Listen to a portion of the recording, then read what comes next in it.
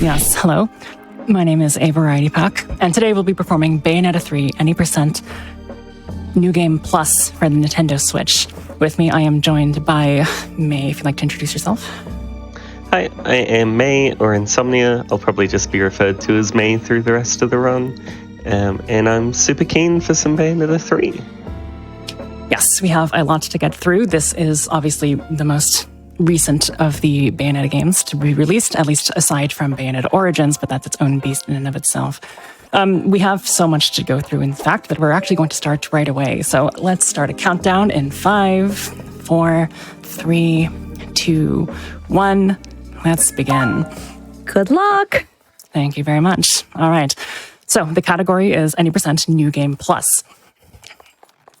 And the benefits of that are palpable right from the very beginning. If you have played a Bayonetta game before, you might be aware that there is, in fact, a small, records of time thing that we have to actually sit through. Thankfully, that is not required. However, what is required is the prologue. And much like other prologues, there's a little bit of waiting that we have to do. In fact, there's so much waiting that I might as well ask the host while we're here, which of the Bayonetta costumes won the bid war? All right, it looks like Bayonetta 1 is the costume that we will be using. All right, I planned for that. So we are going to be in the original Bayonetta costume, which is very apt. And so yes, at the very beginning of the prologue, we'll be sort of walking around, just trying to avoid enemies. If you are familiar, again, with Bayonetta games, you might be familiar with a particular mechanic known as Witch Time. Witch Time is a very powerful mechanic. It is essentially your dodge, and it allows you, obviously, avoid enemy attacks, but even more importantly, it slows down the world so that you may deal a lot of damage back to enemies. Now, on paper, that sounds like a blessing because you have so much damage that you can output. We're in a speedrun, of course we would want that, right? Not in auto-scroller segments, of which this game has many. In particular, we're going to want to make sure that we don't use it at all in this prologue segment, because in an auto-scroller segment, it slows down the entire world. That includes this auto-scroller segment. So we're going to just dodge all of our enemies manually, shall we say. We're just going to be running around until all of them go away. There'll be a couple segments where it will be actually faster to use Witch Time during an auto-scroll segment, but this is absolutely not one of them. Coming up after this, we have our first enemy, and it's going to be all of the enemies in this game are named after some sort of cloud formation. In fact, this is so much the case that I'm actually very bad at remembering the names of the enemies. So I'm just going to call him Big Man for the sake of ease. And we're going to be using our main damage output source as Bayonetta. We have more impressive damage output methods as we go along, but as Bayonetta, as the actual character Bayonetta, there's only one of them that we like to use, and that is called Concussion Step Canceling. Concussion Step is a move that lets you summon a giant leg around you to do lots of damage to your enemies. It has a slight drawback, however. It basically makes the world slow down a little bit. You can't really use it very often. That is, unless you cancel it by jumping and dodging at very precise times. So that big enemy's health bar on the bottom right-hand side of the screen is going to be eviscerated as I start concussion stepping. Basically, we're going to be canceling one concussion step into itself, dodging every single attack, and there's the first phase of the enemy. Second phase of the enemy is going to make use of our demons. We have access to multiple demon summons in this game, and we're really good at only use 3 of them. The first one is the train, and I just want you to get a load of how fast this train makes fights. It was a complete 2-phase fight, and it is going to be already over here. I'll explain how demon summons work a little bit as we go along through the game, since we'll be seeing the train quite a bit. But just to know that there are 3 demons that we're essentially going to be using: the clock tower, the train, and the spider. And we'll be using them in pretty unique combinations as we go along. Now, I guess we'll get to see the clock tower right now. In my submission video for Bayonetta 3 for Flame Fatales, I called this segment in my description absolutely demolishing a squid, and that's exactly what this is. This is the Kraken summon that Arch-Eve is currently using against us, and both of its health bars were completely destroyed with the use of the clock tower. Now, that's not an ability that we're going to use all too often with the clock tower, but because there are so many tentacles on the Kraken, the added benefit is that it has multiple hurt boxes as well. So we're going to make use of that and apply multiple hitboxes to them as well. Same thing in phase 2. Summon that clock tower, get all those tentacles as much as possible. And the one thing that we want to make sure we did is activate our invincibility candies, because if you are in the middle of a demon summon and you get hit, the demon summon will go away. It will not stay out. In fact, one of the advantages of using New Game Plus instead of New Game is that you have access to probably the 2 most important items. There are red candies and there are yellow candies. Red candies increase your damage output for a brief amount of time, and yellow candies will give you invulnerability for a little bit less than that time. In combination, that will make fights go very fast, especially when paired with a demon summon. Now, our demon summons have a fixed amount of damage. They are not affected by the red candies. However, we do have a couple of accessories that we have equipped to ourselves as well. We have, most notably, the Climax Brace, which gives us infinite magic, which means we don't have to worry about any resource management with our demon summons. We basically have them infinitely. Additionally, we also have access to the Hymn of Durga. The Hymn of Durga is very important because that is the only thing that can actually increase the damage output of the demons. So those 2 things in combination make a lot of the fights in this game go very, very fast, which is exactly what we like in a speedrun, particularly one that has such a personality as this game does, shall we say. At the end of a lot of chapters, we have what I call a climax cutscene, basically a very long, drawn-out cutscene where we get to mash a button at the very end just to really flex our speedrunning mashing skills. So here's one of the first ones. Let's see how well I can do this one. Look at those A button presses. Yeah, they're not particularly dangerous. I don't. Are there any in this game that actually will straight up kill you if you don't get them properly? I don't think so, but I'm not in the mood to find out, at least right now. That is the end of chapter 1. Sorry, that is the end of the prologue. We haven't even gotten to chapter 1 yet of the 14 chapters that are in this game. So we've got a while to go. So like Jaidlyn said, get your evening drinks, get cozy. We've got a while. All right. As we begin chapter 1, we're going to be seeing the clock tower again, and we're going to be seeing one of its most prominent uses. We're going to be using, I don't exactly remember what they're called. I believe they're called the Gates of Hell. But essentially, if we do front, back, X, that is the punch button, we will summon the clock tower, and it will open the bottom segment of itself and suck in every single enemy that's, small enough to actually fit in the bottom segment. For any small enemy, that will completely destroy its health bar, which is really good because otherwise we'll have to resort to other methods of killing it. So in action, we have 1 of them, we have 2 of them, 3 of them, and we'll knock these little Stratus enemies in there. And then we will do 1 more. That was a little bit too early, unfortunately. 1 more to do the trick. Take out those final 2 turret enemies. Now, here's where I mention a bit of a content warning. We will be traversing as a spider a lot in this run, just because it's one of our fastest movement options. So here it is right here. If that's uncomfortable, I apologize. It is unfortunately our fastest movement option. It lets us climb up walls. It lets us go super fast like that. And we can very easily transition into an downwards afterburner kick after that. So we're going to be making use of it quite a fair bit. So here's yet another fight. And here's where I should probably explain what I'm doing with the train. It's actually a fairly complicated set of inputs. It's not just send train and hope things go well. A little bit that goes into it. First of all, then the bottom left-hand side of the screen, rather, you'll see all 3 of my demons that I have access to, one of which is currently the train. If the train gets a high enough meter, it will die. That is the same with any other demon in this game. However, with the train, we want to actually activate its rage meter as much as possible. That is because it will do more damage the more rage that it has. We don't want to get it too high, so it's a very delicate balancing act between, if we actually are going to kill our demon accidentally, or if we're going to actually reap the benefits of it.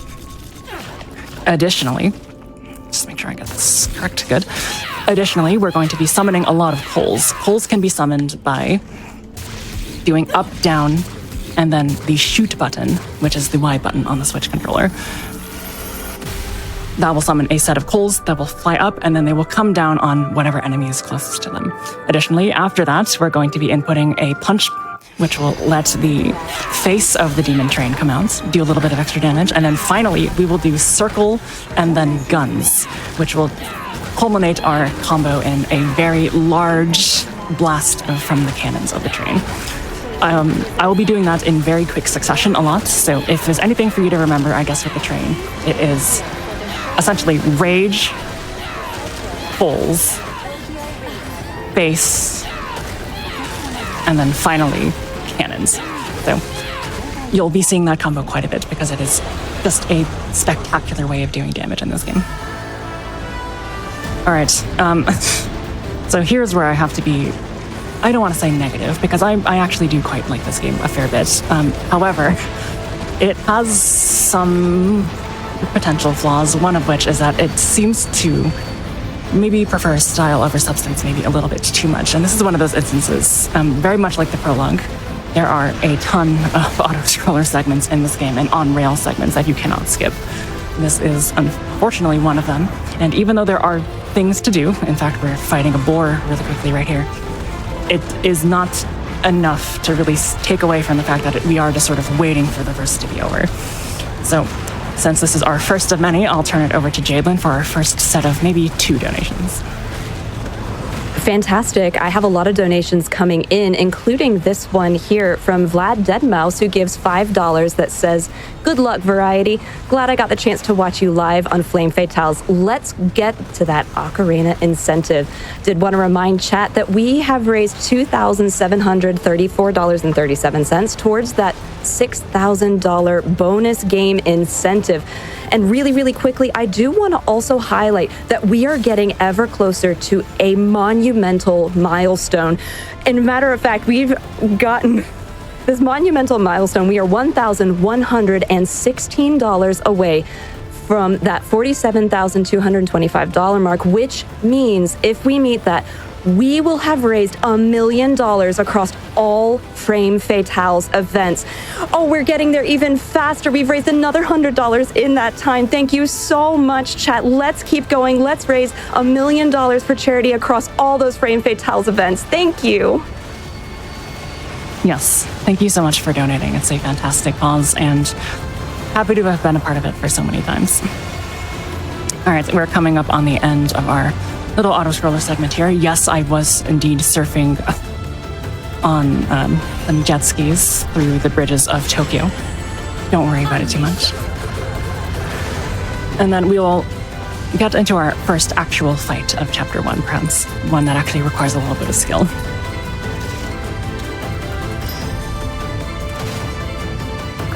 Skip. Well, we can't actually skip this cutscene, unfortunately, so we're just gonna, unfortunately, watch our dear friend Gamora take a bit of an L with a skull on the bottom left-hand side of the screen there.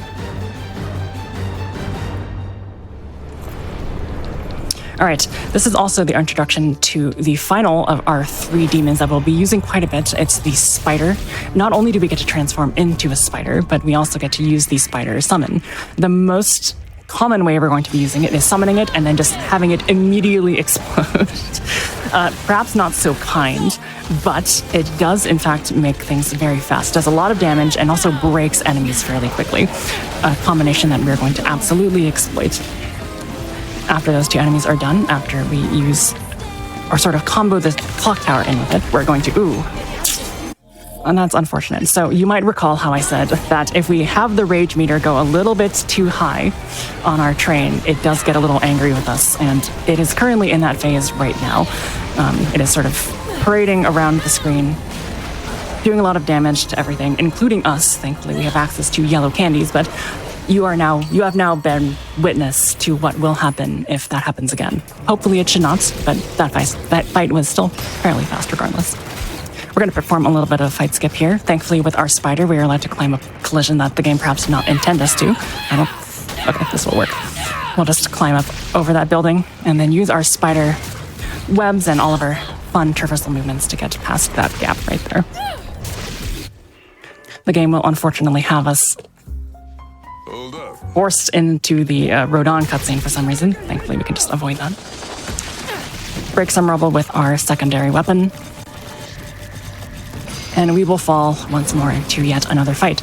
Now, there's one very interesting thing about the fights that needs to be communicated. Some enemies, they will spawn and require a little bit of time to sort of get going. That will be made clear more through the use of a sort of visual effect that's very white, it's very bright. It sort of communicates that the enemy hasn't fully spawned in quite yet. Somehow, or sometimes, enemies will just immediately spawn fully formed. In those cases, we can immediately use the train. In other cases, we're going to actually have to wait a little bit before we can actually use that train. Coming up at the end of Chapter 1 here, we have one of the most annoying enemies in this game, known as the Panis. Panis are... You might recall how I said a lot of our damage comes from our demon summons. Unfortunately, the thing with the Panis enemies is that we can't really use the demon summons too much. They have a bit of a property where if you deal too much damage to them with demons, they will split into more Panis. That is absolutely the last thing that we want to have happen. So thankfully we have access to concussion stepping here, otherwise we would be in a lot of pain. That was a fairly good fight at the end. That's the end of Chapter 1, and as we make our way into Chapter 2, I think you can read off maybe one more additional donation. Fantastic. I can do that for you. And I do want to update everybody in chat. We have less than $1,000 remaining till we hit that $1 million milestone. Thank you so much for your donations. And speaking of those donations, we have $25 from Zogabun that says, Variety never ceases to awe with how easy a chaotic run through Bayonetta looks while commentating at the same time. Good luck on the run while we spider crawl our way to that 1 million lifetime raised. Thank you much, Zokubun. And yes, we're getting ever closer. Thank you so much. We are very close. I am very excited for that to happen.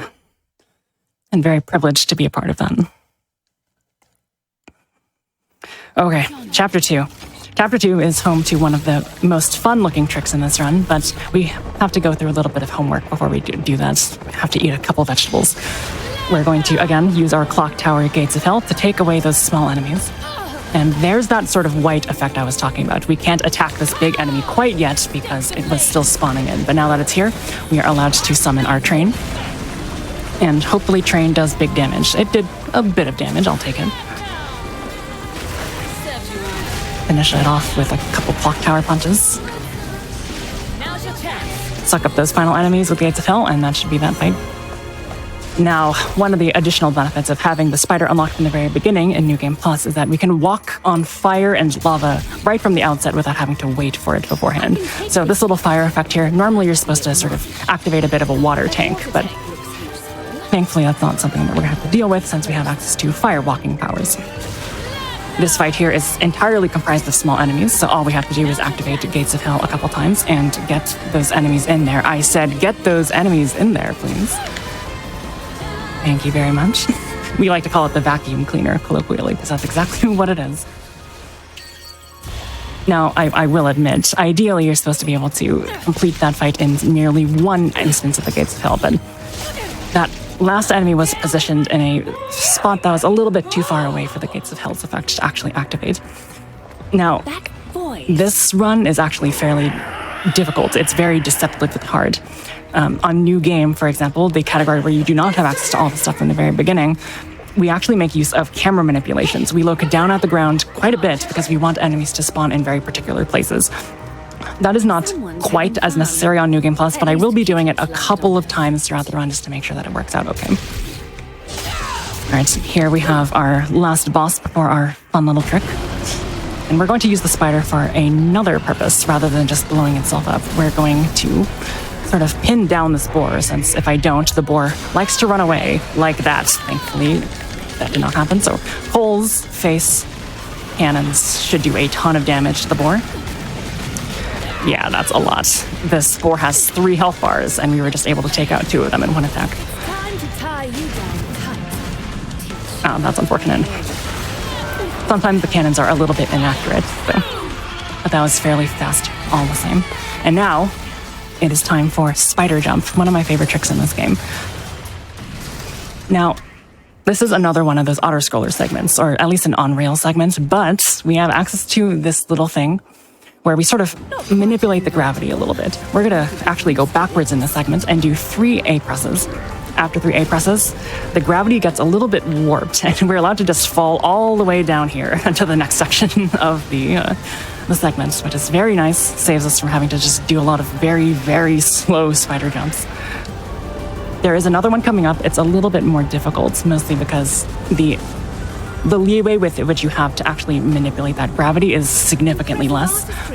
But I'm going to still go for it. There is a little bit of a skip that we can do even if I don't get it. But I want to at least show off that first one because that first one is really, really funny for anyone who's never seen it before. Do a little bit of slow crawling. I don't know why this particular spider has to be so slow. I guess it's because it's actually the enemy. Although if you remember from my Bayonetta 2 one, all the way from a SGDQ 2024, Phantasmorinae is anything but slow in that game, so I don't know why he had to be so slow in this game. All right, can I jump in with it? Oh, sorry, go ahead. Sorry, just one more spider jump and then you'll get access. Wonderful. All right, there's our second spider jump. Very, very good. That's not particularly easy. All right, it's all you.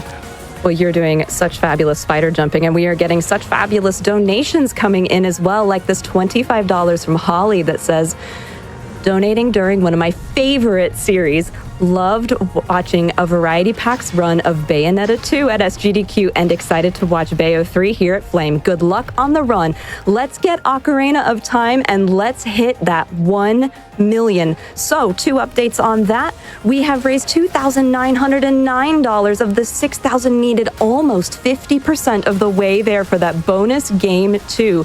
And for our milestone, thanks to your generous donations that go towards Malala Fund, we are $941 away from that 1 million raised for Frame Fatale's events. Keep going, chat. You are about to hit a monumental piece of history with us. Perfect. And at the end of chapter 2, we have a fight against yet another NS enemy. So we can do a little bit of damage with the demons, but we can't do a ton of it. So we'll start off by killing the small 2 Stratus enemies and doing a little bit of damage to Panis, and then finishing off with our classic concussion steps. The difficult thing about concussion steps is that you can't be too close to the enemy, otherwise it'll be a little bit too unreliable. So we're gonna have our first fight against Strider here, which, spoiler alert, is Luca. It's not particularly simple, and yes, unfortunately, I did not quite get what I wanted there. So I'm going to be doing what we're going to be calling the cheese strat.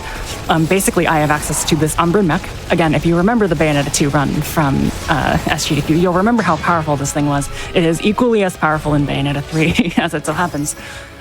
Once you are in it and you have infinite magic because of the climax brace, guess what you can do? You can completely just walk around uninhibited and just mash the shoot button, and you will absolutely completely eviscerate enemy health bars. Now, even though it is a very safe and fairly quick way to take care of enemies, it is not the fastest. We ideally would like to use the train. The train is indeed the fastest way to do it.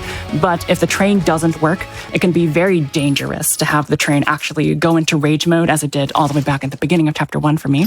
So we don't want to see that happen, so we're just going to be a little bit safe and use that mech. We'll be seeing it a couple more times as we go along.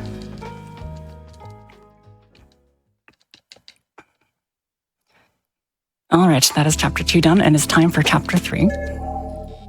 Chapter 3 starts with a little bit of movement, and then we actually get to play as another Bayonetta. We're going to be playing as the skater Bayo, or the Tokyo Bayo of this particular universe.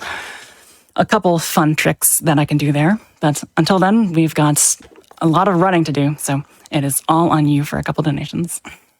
Fantastic. Like I said, we've got several donations coming in with a lot of love for you, Variety. Like this $25 from Shadow Insignis that says, "Hey, Variety, best of luck." And I have 2 questions. What genre is this game exactly? And what segment of this run deserves the driest piece of chicken? Yeah, we came to the conclusion that I wish you the driest piece of chicken is the most kid-friendly and most brutal insult of all time simultaneously, so... Wow, that is actually... Oh, I feel that in my soul. Chat, if you have any other kid-friendly, brutal things that you would like to hear, that would be great as we climb even closer to that $1 million milestone, just now crossing the $46,300 mark, which means we only have $916 left to hitting that milestone. And another quick donation, $25 from the Knight who goes, "Me!" that says, I love how calmly a variety pack explains such a chaotic run. True words never been spoken. You're doing phenomenally, Variety. Thank you so much. All right, so we are now playing as our favorite skater Bayo. And there's a couple of interesting movement things that we're going to be doing with her. Not that, but it worked out okay. Essentially, we're going to want to make sure that we only use our downwards afterburner kick, which is, performed by hitting down and also the kick button on our controller at the same time. We're going to want to make sure that we only use it when there's an enemy on screen, but only an enemy that we actually want to see targeted at the same time. There's a problem that can arise when you are sort of going off track. For example, that enemy right there, I used the downwards afterburner kick, not necessarily because I wanted to do damage, but because I actually wanted to get closer to the enemy because it's further along on my path. Now, for the rest of the segment, it's fairly, not unsafe, but it's fairly risky to actually undergo using the afterburner kick or using our winder attack like I just used right now, unless you really know what you're doing.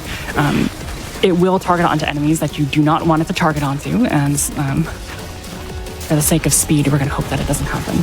Now, ideally, or at least I believe what's intended by the game, is that you find yourself in such a position where you're supposed to wait for this big enemy here to make it all the way to the end, but we are a little bit too fast for the game, so we're going to be able to catch up to it fairly quickly, a little bit before the game asks or expects of us. Now, I'm going to ask for a little bit of serious time with this fight here. Let's see here. I'll explain what I'm doing, assuming that I get it done properly.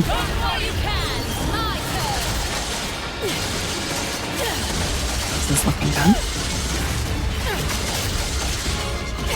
Nice. All right.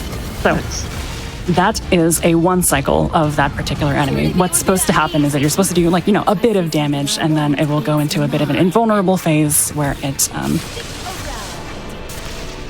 sort of summons more enemies and you need to take them out before you can actually attack the main point on Iridescent's back. However, if you dodge at just the right times, use the exact combo, which is just kick, kick, kick, kick, thankfully. In addition to making sure that you have a red candy on, you are able to one-cycle that fight just barely. And I was messing it up a little bit beforehand because I was not getting the dodge that I was intended to. In this game, there are actually two different witch times that you can get. Obviously, you want to make sure that we're getting the one that actually gives us a little bit more witch time, so we can do a little bit more damage. Now, as we fight Iridescent here, or at least the core of Iridescent, I'm not exactly sure what this thing is, we're going to be doing a bit of a quick kill strat where we're going to summon ourselves right in between the hands of Iridescent Core. And we're just going to say, I'm not going back over and over again, because the attack that we're doing sends a bunch of projectiles in every single direction. And just by spamming it, we have the maximum surface area, I suppose you could say, to actually hit Iridescent. Meanwhile, we're going to be summoning Phantasmorinae to do a little bit of extra damage as we do that, but thankfully that went fairly well. Now let's see if I actually get the thing that I'm supposed to get here. I think I will, because I activated the cutscene at the proper time this time. I did. So this game is a little bit oddly programmed. Sometimes things will happen that you don't expect it to. So for example, the game wants us to be able to use that climax cutscene with the spinny stick there. However, sometimes it just doesn't show up. I'm not exactly sure why that happens. All right, any kaiju fights, any kaiju fans in chat, because this is our first of 2 kaiju fights, because this game just happens to have everything, doesn't it? This fight looks fairly intimidating, I'm sure. Unfortunately, I regret to inform you that it is essentially just a game of rock, paper, scissors.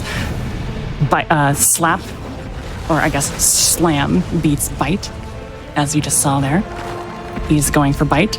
Slam will also beat that. If he ever goes for a tail swipe, we can make sure to block that, and we can counter him that way. Unfortunately, he's doing a laser attack. Laser attacks are very bad because there is literally no way to actually take advantage of that attack. All of the other attacks he does, you can do something to help it out. If he blocks, you can bite. If he bites, you can slam. If he slams, you can block. There's a bit of a rock, paper, scissors thing going on here. But if he shoots a laser at you, not much you can do but block, unfortunately. We got fairly good RNG. We only got one block, and thankfully it was one of those blocks that doesn't actually work as a block because his health was so low. So, you know, I often malign RNG in my speedruns, but thankfully I was fortunate enough to get a fairly good combo this time.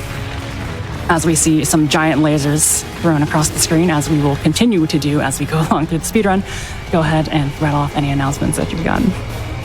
Definitely. Actually, we just hit that 50% mark towards that bonus game too. We are over $3,000 raised of the $6,000 needed for that bonus game too.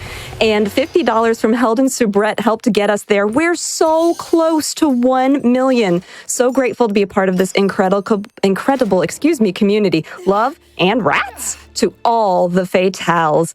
Yes, and just as an update on that huge milestone that we have coming up, only $866 remaining towards that 1 million. Thank you so much, chat. Let's keep in all the love and keep it going. Let's go. We're getting there. We're getting there. We're definitely getting there. All right, so I have some complaints about this game. Not too many, but this is definitely one of them.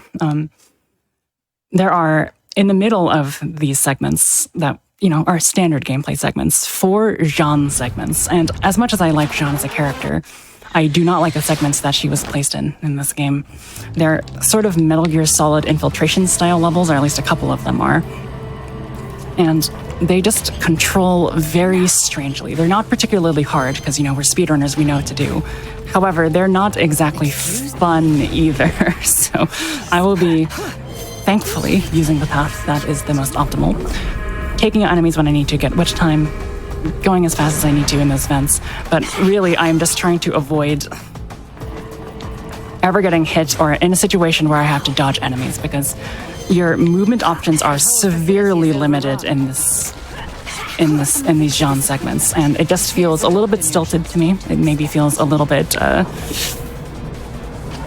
not so fluid as the rest of the game's combat is, but it's okay. Thankfully, we know the path that we need to go, and I'm not going to complain about it too much. Quick jump in. We are now at $46,418 raised for Malala Fund, getting really close to that milestone.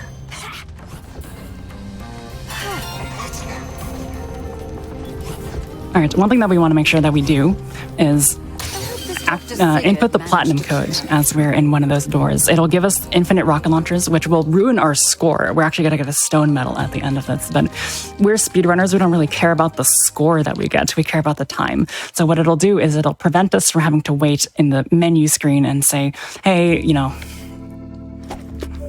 you got this many points. If you just suck so bad that it's not actually a problem, we don't actually have to wait for extra time.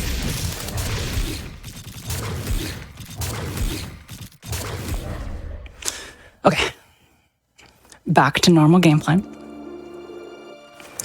And this game has not an issue, because I'm fairly thankful for it, but this game doesn't necessarily like to program its fight triggers very well. So I just went to the right-hand side of that arena right there. For some reason, the fight trigger does not extend all the way to the right of it, so we are allowed to just simply walk past it a little bit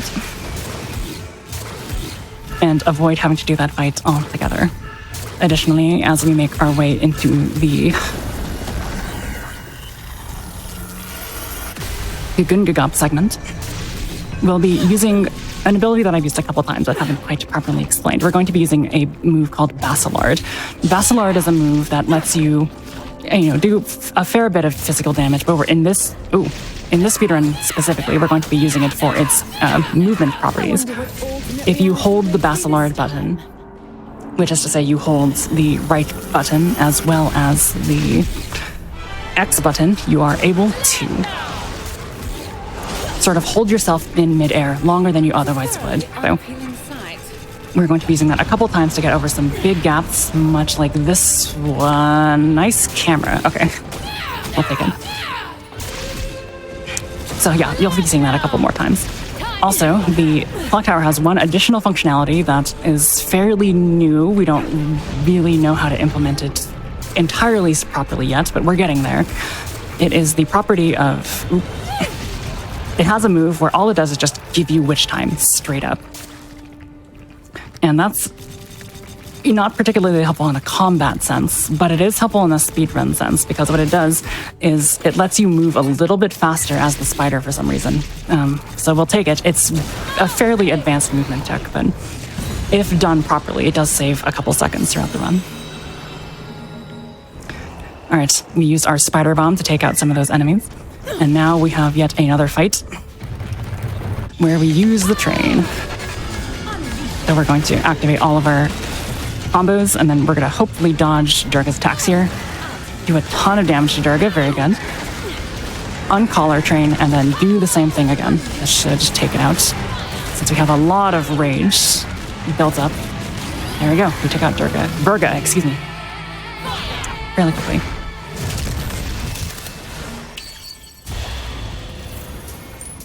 All right, now we have a couple of fight skips in this chapter, the first of which sort of abuses that fact that, again, the fight triggers aren't always, they don't always extend to where perhaps the developer so intended. So much like we were able to walk on the right-hand side of Thule before we entered Gagoon Gagop, we're going to do the same thing here. We're just going to sort of waltz on over to the left so we don't have to activate that fight there. And then, as we make our way to this, we're going to do exactly the same thing that we did at the very beginning of this chapter.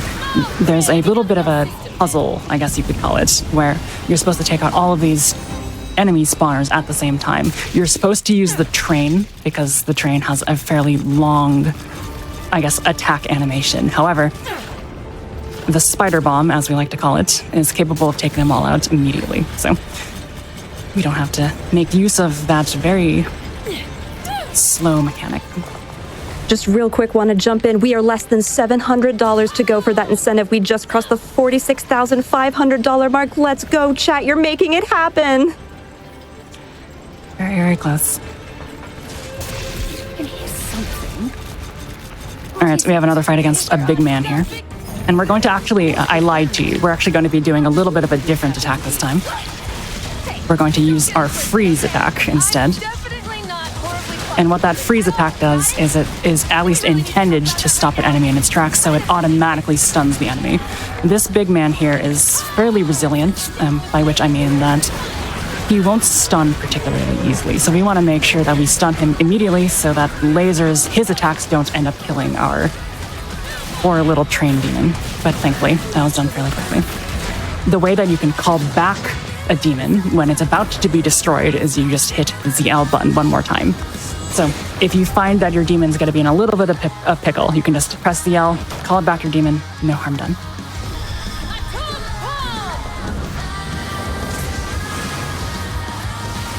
All right, one more climax cutscene to end ourselves off in chapter 4. And then I should go ahead and start explaining our next character, who is named Viola. Viola, spoiler alert, ends up being Luca and Bayonetta's daughter. And she has a very different fighting style than the rest of the cast. She uses a sword, and she in particular uses one combo that we're going to use over and over again because it was something that should not necessarily have been in the game. It's a bit of a glitch. We'll see that in due time. However, we're going to start off with a little bit of a skip. Bit of a difficult skip. So as we make our way into chapter 5, what we're going to do is we're going to stand at a very particular angle with our camera faced a very specific way, and one of two enemies will do an attack.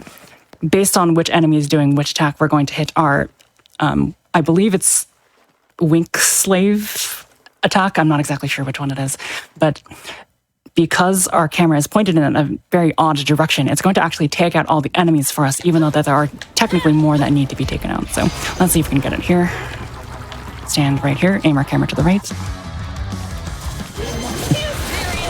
Very, very close. That took out most of the enemies, it just left one intact. So that was like an A-, I guess, if I were to grade that particular performance. Now, something else with Viola is that she has access to potentially infinite horizontal movement. We thought that this would be a way bigger deal than it was when we found it, but it's not useful that much. We can't really skip as much as we'd like to for that. In the same way that we activated Bathlard, which was holding the right button and also hitting the punch button at the same time, we can do that with Viola, and we can cross very large gaps. If we don't have our sword in hand, we can actually literally go infinitely. We'll see that in a couple fights, but for now, it's time for me to actually explain that glitch that I was talking about.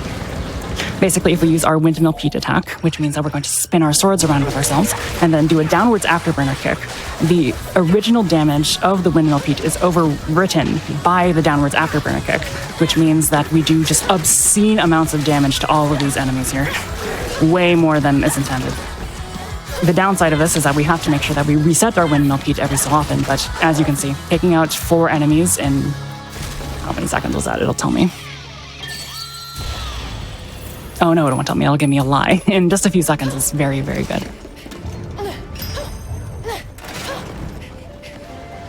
Just want to jump in. We are 99% of that way to that $1 million milestone for all Frame Fatales events. Got $50 from Anonymous. It says 1 mil total donos. Thank you so much. We are so close, chat. You're making this happen.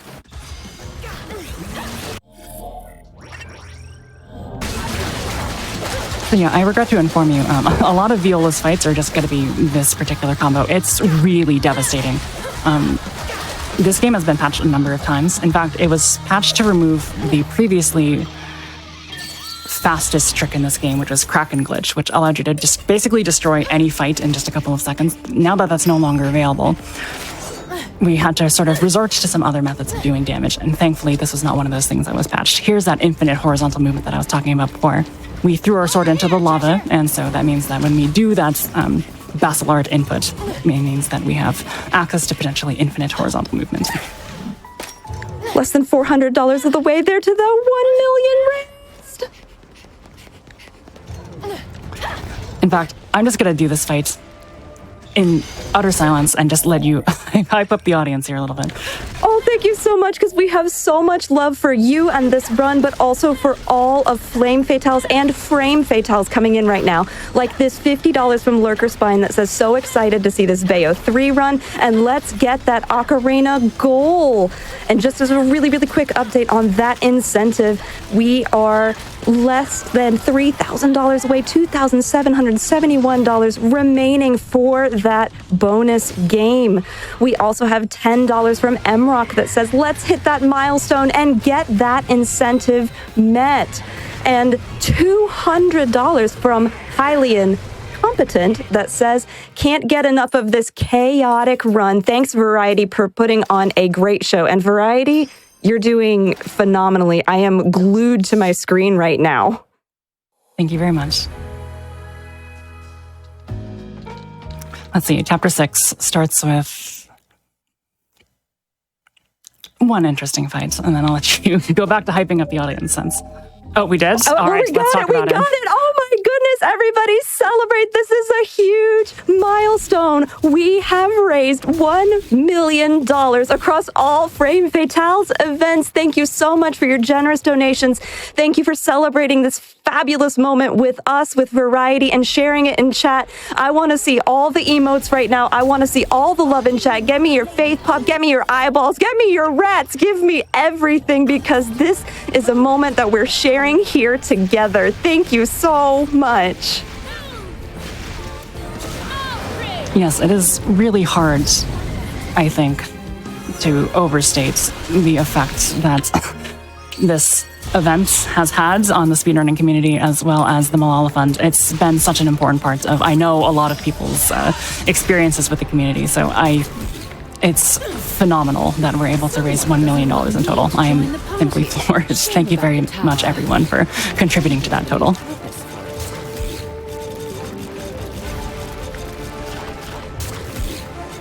Now, as I said, the spider thankfully gives us the ability to walk on lava and fire, so we're going to make use of that and skip another fight that was just behind us to the right. Looks like I'm nearing the crater.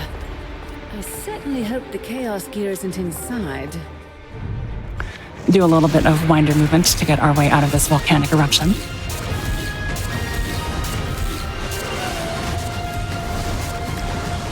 And then we have a fight that will use the other ability of Clock Tower that we haven't yet seen. It's essentially just a summon a lot of bombs attack, and I don't think I have to tell you that summon a lot of bombs attack is going to be a really powerful one.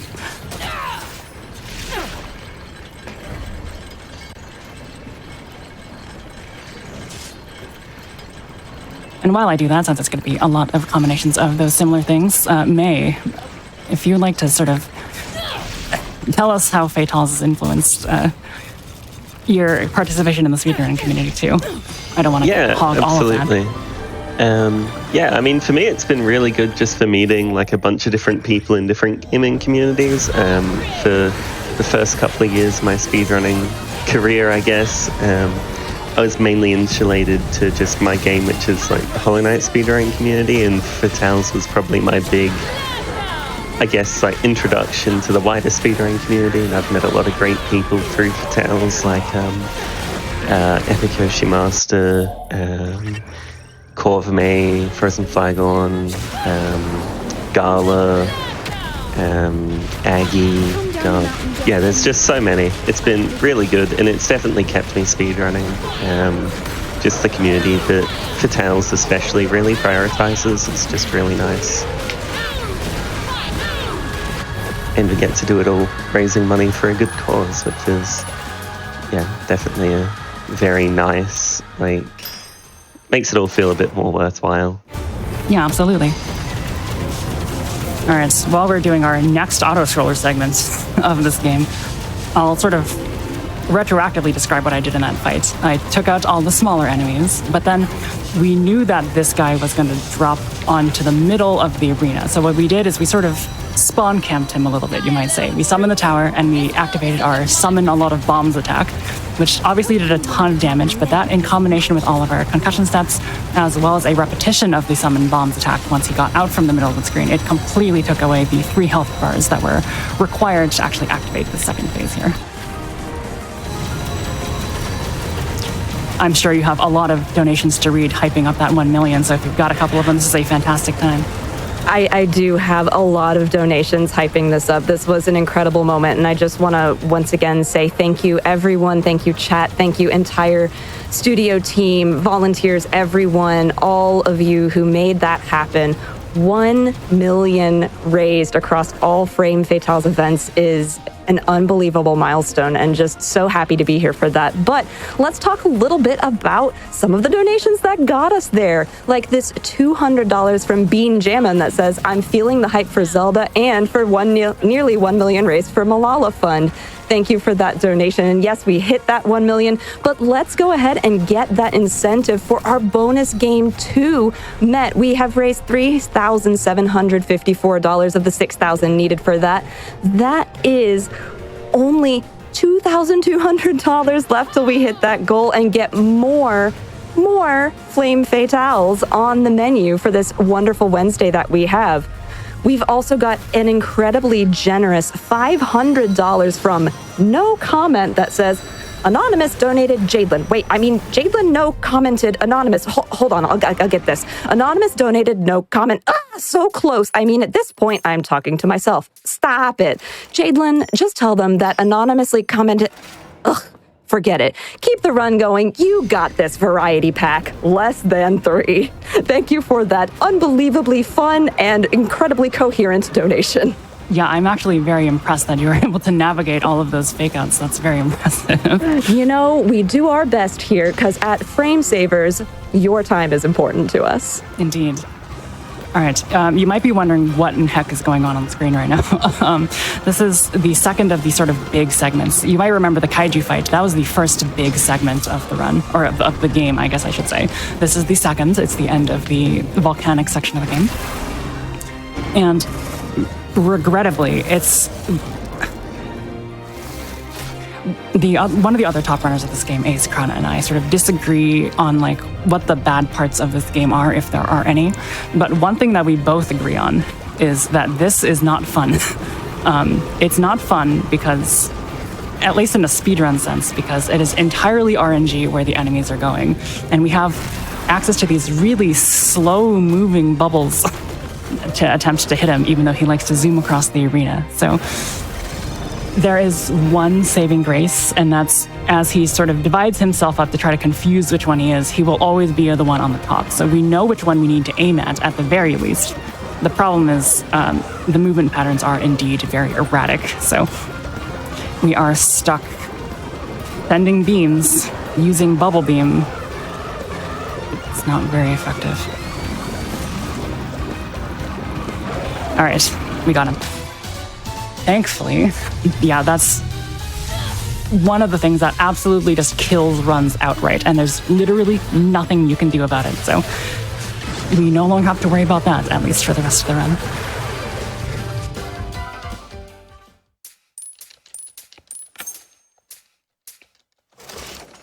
Okay.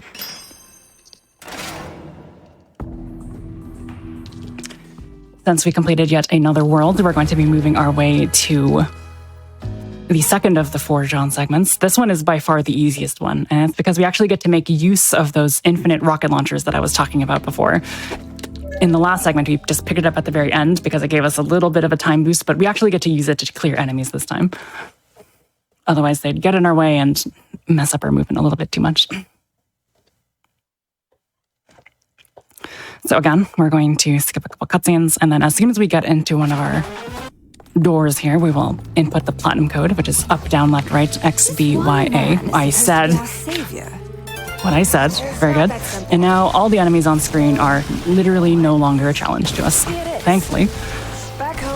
But like I said, they have a tendency to sort of ruin our day if we don't take care of them. Prove they existed.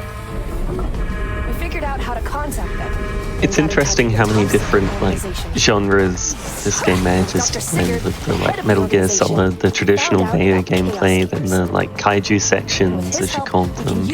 Then there's the auto-scroller sections, like the rail shooter sections. That's why you made the trip here. Yeah, you'll remember that we had a donation earlier today that said, "What genre is this game again?" And that is from where that comment stems, because yes, there's a lot of different styles of games that are used in this one run. There's going to be one that's perhaps even a little bit funnier than all the rest coming up at the end of Chapter 12, so make sure that you stay tuned for that. Pretty great value though, it's like 8 games per game. Yeah, I just wish that some of them were a little less auto-scrollery, if I could be so selfish as to suggest. But here at Flame Fatales, we love auto-scrollers. At least they make my life easier, but do they make my life more fun? Definitely not. All right, this is the main reason that we actually pick up the rocket launchers, because there's this final boss at the end of this chapter. That's, if we did not pick up the infinite rocket launcher, we would be stuck using the sort of panel at the bottom right-hand side of the screen, which allows you to get a different weapon based on your actual timing of the button press. But because we have the infinite rocket launcher, it sort of supersedes all of the other potential weapons that you could get in this chapter.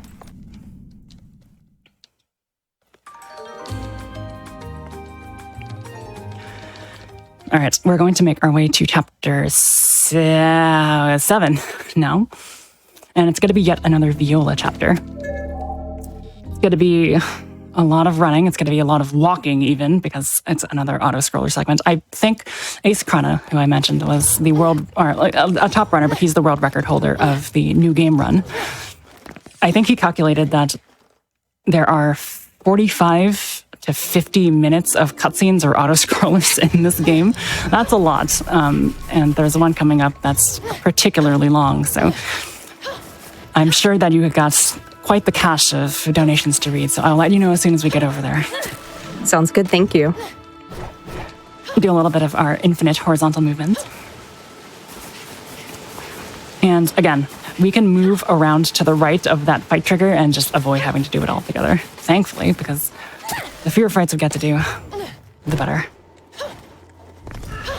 As we move our way to Giga Gap. If I may air yet another complaint, the stalactites that are here in Giga Gap, of which we see many, they're conical, obviously, right, with the platforms on top. That makes sense for a stalactite. It makes a very intriguing visual style. Unfortunately, it doesn't make for the best gameplay experience, in my personal opinion, because if you get stuck below one of those stalactites, there is no way to get back up. You are just forced to fall into the depths. I think I've avoided it thus far, but there's a couple Giga Gap sections that are coming up that can be a little bit more difficult. Didn't work. He must be too far out of range. All right, we will do a little bit of running. And then we'll be doing a little bit of running to the left. For some reason, I'm not exactly sure why, we are under the impression that if you just run to the left, it's the fastest way to actually trigger the next segment of the game. If you run in any other direction, it takes just ever so slightly longer, we think. We're not entirely sure about that, but we'll believe in superstition if it makes things a little bit faster for us. And now, here is our very long walking through the desert segment. It's like 2 minutes long. Why they put this in the game, I'm not entirely sure, but you have 2 minutes worth of donations that you get to read off. I am actually going to pop off screen just for a little bit to get some water, because my voice is running a little bit hoarse. Please go get your water. Vocal health is important. Chat, get your water too, because we have a lot of donations to go through. Thank you, everybody, for your generosity. Like this $50 from Pittman Lion House that says, you know, chat, if we get OOT into this marathon, we would not only raise that much more money for Malala Fund, we would also get Frame Fatales to that 1 million milestone, which we did meet, so thank you for that. How can you go wrong? So get those donations in. Great job, everyone, on stream and behind the scenes. Keep it up and go fast. Less than 3. We've got $15 from Hi09 that says, had to donate during the Bayonetta run. Let's get that Ocarina of Time run. And as an update for that run, I just wanted to let you all know that we have raised $3,804 of the $6,000 needed for that run, 63% of the way there. That's only $2,196 remaining, and I know we can get there. We've already made history today, and I would love to see us do that again. I do want to do a really, really quick shout out to all of our anonymous no comment donators. You are seen, you are loved, and we appreciate you so much. We've got $25 from Anonymous, another $25 from Anonymous, $50 from Anonymous, another $50 from Anonymous, and another $25 from Anonymous. As a reminder, you don't need to provide a comment. You don't need to tell us your name. Your donation matters, and your donation is changing lives around the world. Thank you so much. My returns. So that fight that we just did is a little bit interesting. When you have the yellow candy on, you are no longer allowed to activate Witch Time, at least as Viola. So what we needed to do is we needed to sort of bait the enemy into attacking us from the ground. It's the same timing every time. So we tried to Witch Time such that we get the very lengthy Witch Time so that we can do our downwards afterburner kick windmill peach combo and take out both of those underground enemies fairly quickly, because if we don't, the downside is that they can go underground, so that means we can't hit them. So we want to take them out as fast as possible. And now we get to ride a cat for a little bit. Yeah, I was going to ask earlier what this is meant to be, but a cat makes sense. So yeah, it is a cat. Its name is Cheshire, as you know, is apt. It's the demon that's trapped within Viola's sword. Cheshire makes a very large appearance, I think, in Bayonetta Origins, Cereza and the Lost Demon, which is a game I've never played, but from the demo, I think that it plays a fairly big role there. So I guess if you want to find out the backstory for that, you can go play that game, because unfortunately I will be unable to provide you with any useful information. When we were using Cheshire, by the way, we wanted to make sure that we didn't actually do the dash that the game sort of wanted us to do to go faster. In fact, we wanted to make sure that we only did half dashes. Oh, that was very close. If we went, basically, you get a little bit more speed if you do constant bursts of dashes rather than actually sprinting forward. Now I'm trying to get a little bit of a trick here that I'm not quite getting. Let's see here. We want to make sure that we're sort of pressing ourselves up against a very specific piece of collision, jumping up to another ledge, and then skipping the sort of running segment that we have to the side here. I am not getting this very easily for some reason. I'm gonna keep doing it. There we go. There's our first. There's our second. And there's our third. Very nice skip. Unfortunately, that saves, I think, it was calculated, it saves about 3 seconds. And as you can see, I wasted a lot more than 3 seconds trying to get it. But we got to be a little flashy, you know? Another fight up here. please. It's all about the content. Doesn't matter. It is all about content. In fact, there's a skip that's coming up in chapter 9 that is very, not RNG reliant, but very difficult, to the point where it feels like RNG. And I will do that over and over and over again until I get it, because it is that cool. And it's one of the only out-of-bounds tricks that we have access to in this game. So I think I set my estimates such that I will be able to have a few attempts on that. I would like to be able to show that off. Here's our second fight against Strider. And now we have access to our fairy form now. We always actually had access to it because we're playing on New Game Plus. But essentially, I think the lore idea is that if Viola is ever in a lot of danger or she's in a particularly climactic point, very much like an anime, she will just turn into this strange fairy beast form and have access to a couple of attacks. The main one that we're going to be using is just spamming the Y button. It's a very cool form, I have to admit, and I wish we could use it sort of more to its fuller extent. Unfortunately, just spamming the Y button will stun enemies and also do a lot of DPS. So it's safe and fast. I don't think there's any reason to use anything else, unfortunately. All right, coming up here, we have a fight against a very large tower enemy.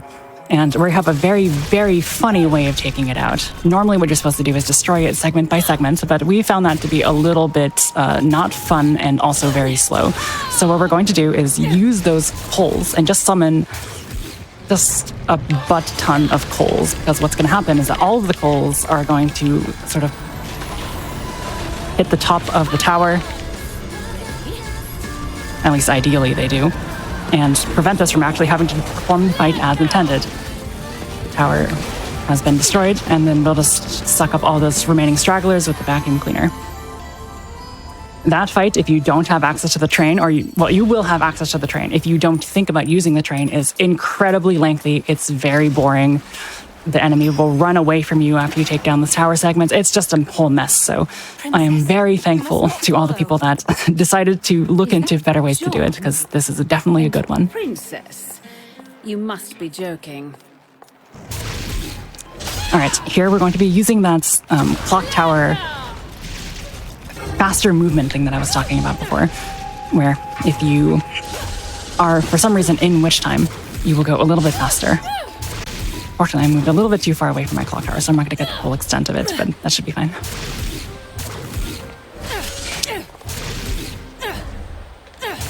Okay, not my finest movement of all time, but it'll do.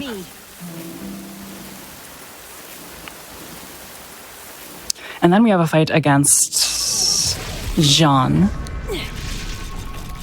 ancient Egyptian Jean, and we're going to be using a combo of things. We're going to be using our mech, but we're also going to hopefully use our train. Ideally, what happens is that we get to just use the train immediately, stun him, and just do a ton of damage so that we can skip the first phase and go directly to the second. It doesn't look like we quite got there, unfortunately, so we're going to have to activate our mech a little bit early, finish off the first frog segment of the... let's not get hit by that, please. I still got hit by it. That's okay. Do a little bit of mashing. And then now you will see the real extent of the mech's power. Unlike Strider, who has a little bit of flinch resistance, humanoid enemies do not really have that affordance, and we can just sort of mash the Y button in their face and they can do literally nothing about it. So, goodbye, Jean. It was nice knowing you.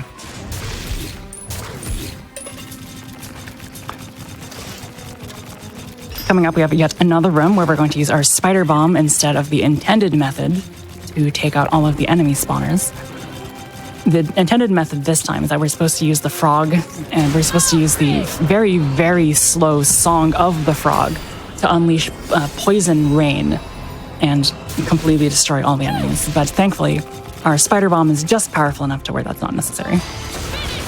In this fight, we will summon our clock tower and just have it do a couple punches as we do some more concussion steps, taking out all the small enemies.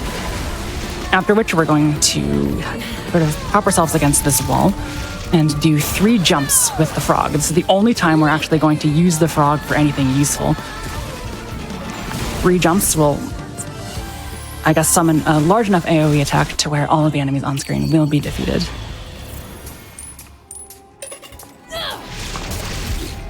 We will continue on with, I guess, I don't really want to call this, I don't want to give the frog credit and say that this is a useful time that we're going to be using the frog, but it is definitely a necessary one. We're going to be jumping 3 times and taking out all 3 of these little pegs here so we can open the door. We have tried desperately to find a way to open the door or clip through the door without having to use the frog, but to no avail thus far.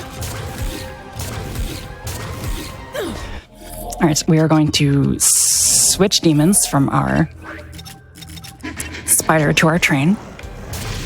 And then we have a fight against a snail. A snail that will not live very long because we have access to our ultimate train combo. We'll do that, we'll uncall it on purpose, and then we'll do that combo one more time to take it out. Very good, very fast.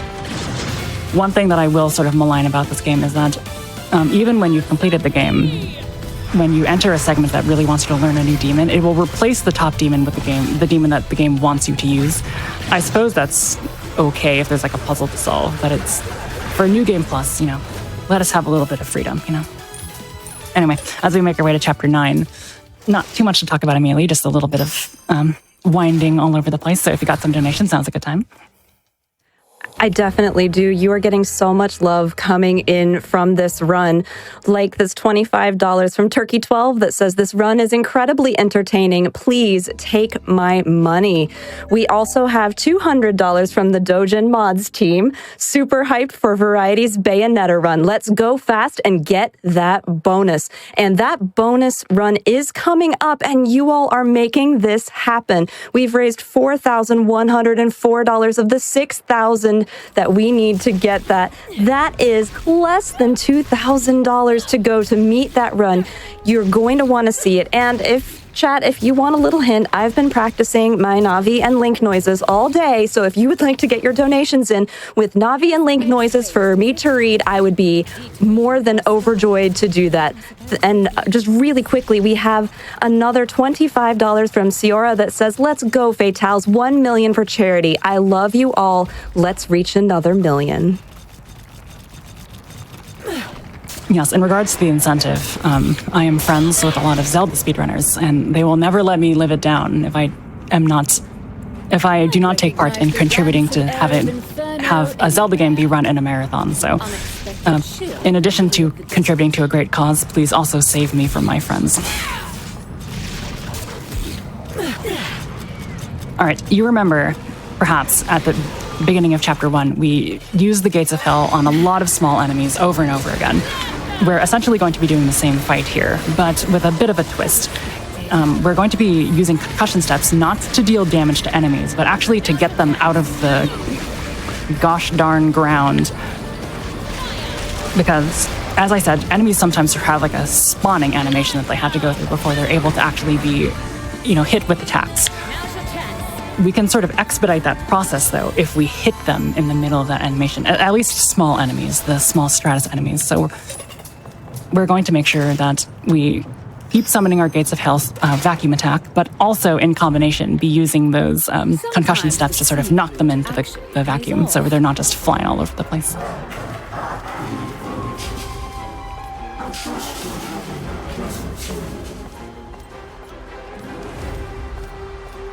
It seems someone would rather I wasn't. Perhaps you've got something more interesting. May I wonder, since we're just going to be doing a little bit of movement here, if you've seen any questions in chat that perhaps should need to be fielded? Not a question from chat, but a question from a viewer, brackets, it's me. Do in non-New Game Plus runs, you normally get these demons kind of progressively throughout the game? And then, if so, are there, areas kind of, themed around specific demons? So I'm guessing, I think 2 ago might have been the train one, and then this one was the frog one sort of thing? Is that kind of how you get them? That is correct. That is very perceptive. Yes, regrettably, in New Game, you don't have access to everything that you could possibly want from the beginning. However, we obviously want the spider, and we obviously want the train. Those are the 2 big ones, right? Thankfully, that is done. We get those in the first 2 worlds of the game. So we get those fairly quickly. However, we only have access to the clock tower, which is as you might have seen, one of our most important summons at the very end of the game. So we don't really have much time to use it. A little bit unfortunate, but we do use its mech-like properties for as much time as possible, which is unfortunately not too much.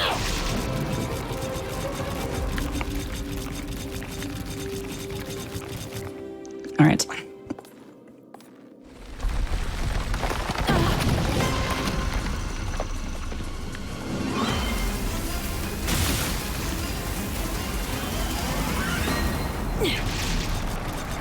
All right, we're going to be using our bird for basically everything that is good for just completing the chapter's objectives, in this case, to break some crystals.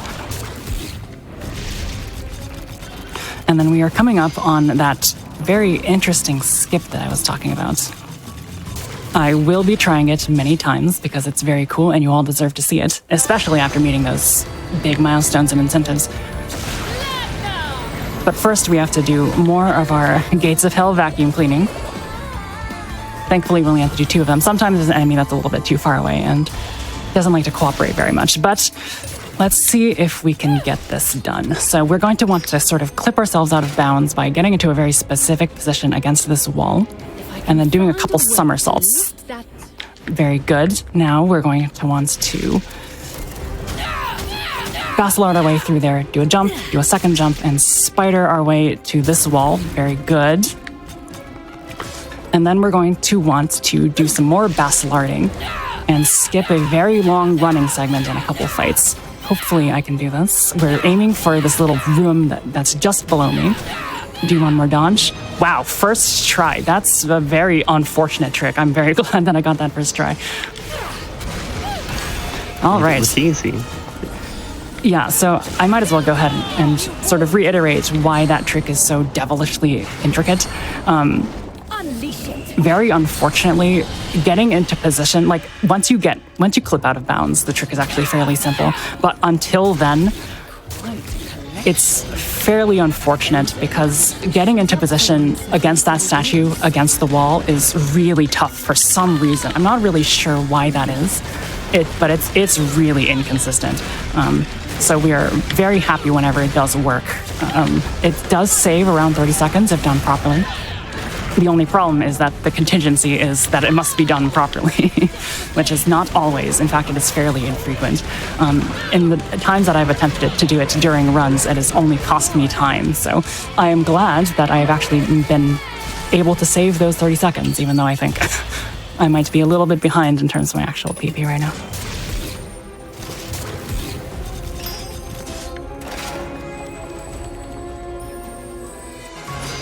All right, this is yet another auto-scroller segment. I wish I could say that I was really, this was very exciting and I'm controlling this bird and doing all these cool attacks to get past these crystals, but unfortunately, the game is just sort of auto-pathing me, and I can't really do anything but do some occasional shots and do some occasional charges. So, Jaidlyn, if you got some comments, got some donations, now's a fantastic time. I have so many donations that are coming in, and I wish you could see how many of them there are because there is so much love. Like this $200 from Vacuum that doesn't have a comment, but thank you so much for that generous donation. We've also got $25 from Lurker Spine that says, "Hey, Nathan!" So thank you for that $25. Yes, and as an update, we have raised $4,179 towards the $6,000 needed for our bonus game 2 chat. We are coming up on that. We have a little bit over an hour remaining to meet that goal. And as a reminder, if we do meet that goal, we will add the Defeat Ganon run of The Legend of Zelda Ocarina of Time by Good Gortho to the schedule. That means more money for Malala Fund, more money to charity, more Flame Fatales 2024. And just very quickly, $50 from Mecha Link, no comment, but thank you so much for your generous donation to Malala Fund. Honestly, you got even more time. I love that. Those are words that I enjoy hearing very, very much. We have $25 from Adorabibble, no comment, but thank you for that. $100 from Corva May, no comment, but thank you so much for your generous donation to Malala Fund. We have $25 from Rayla. Look, I am telling you, Variety, people are loving your run, and these donations are really coming in for you. $10 from Dystypical.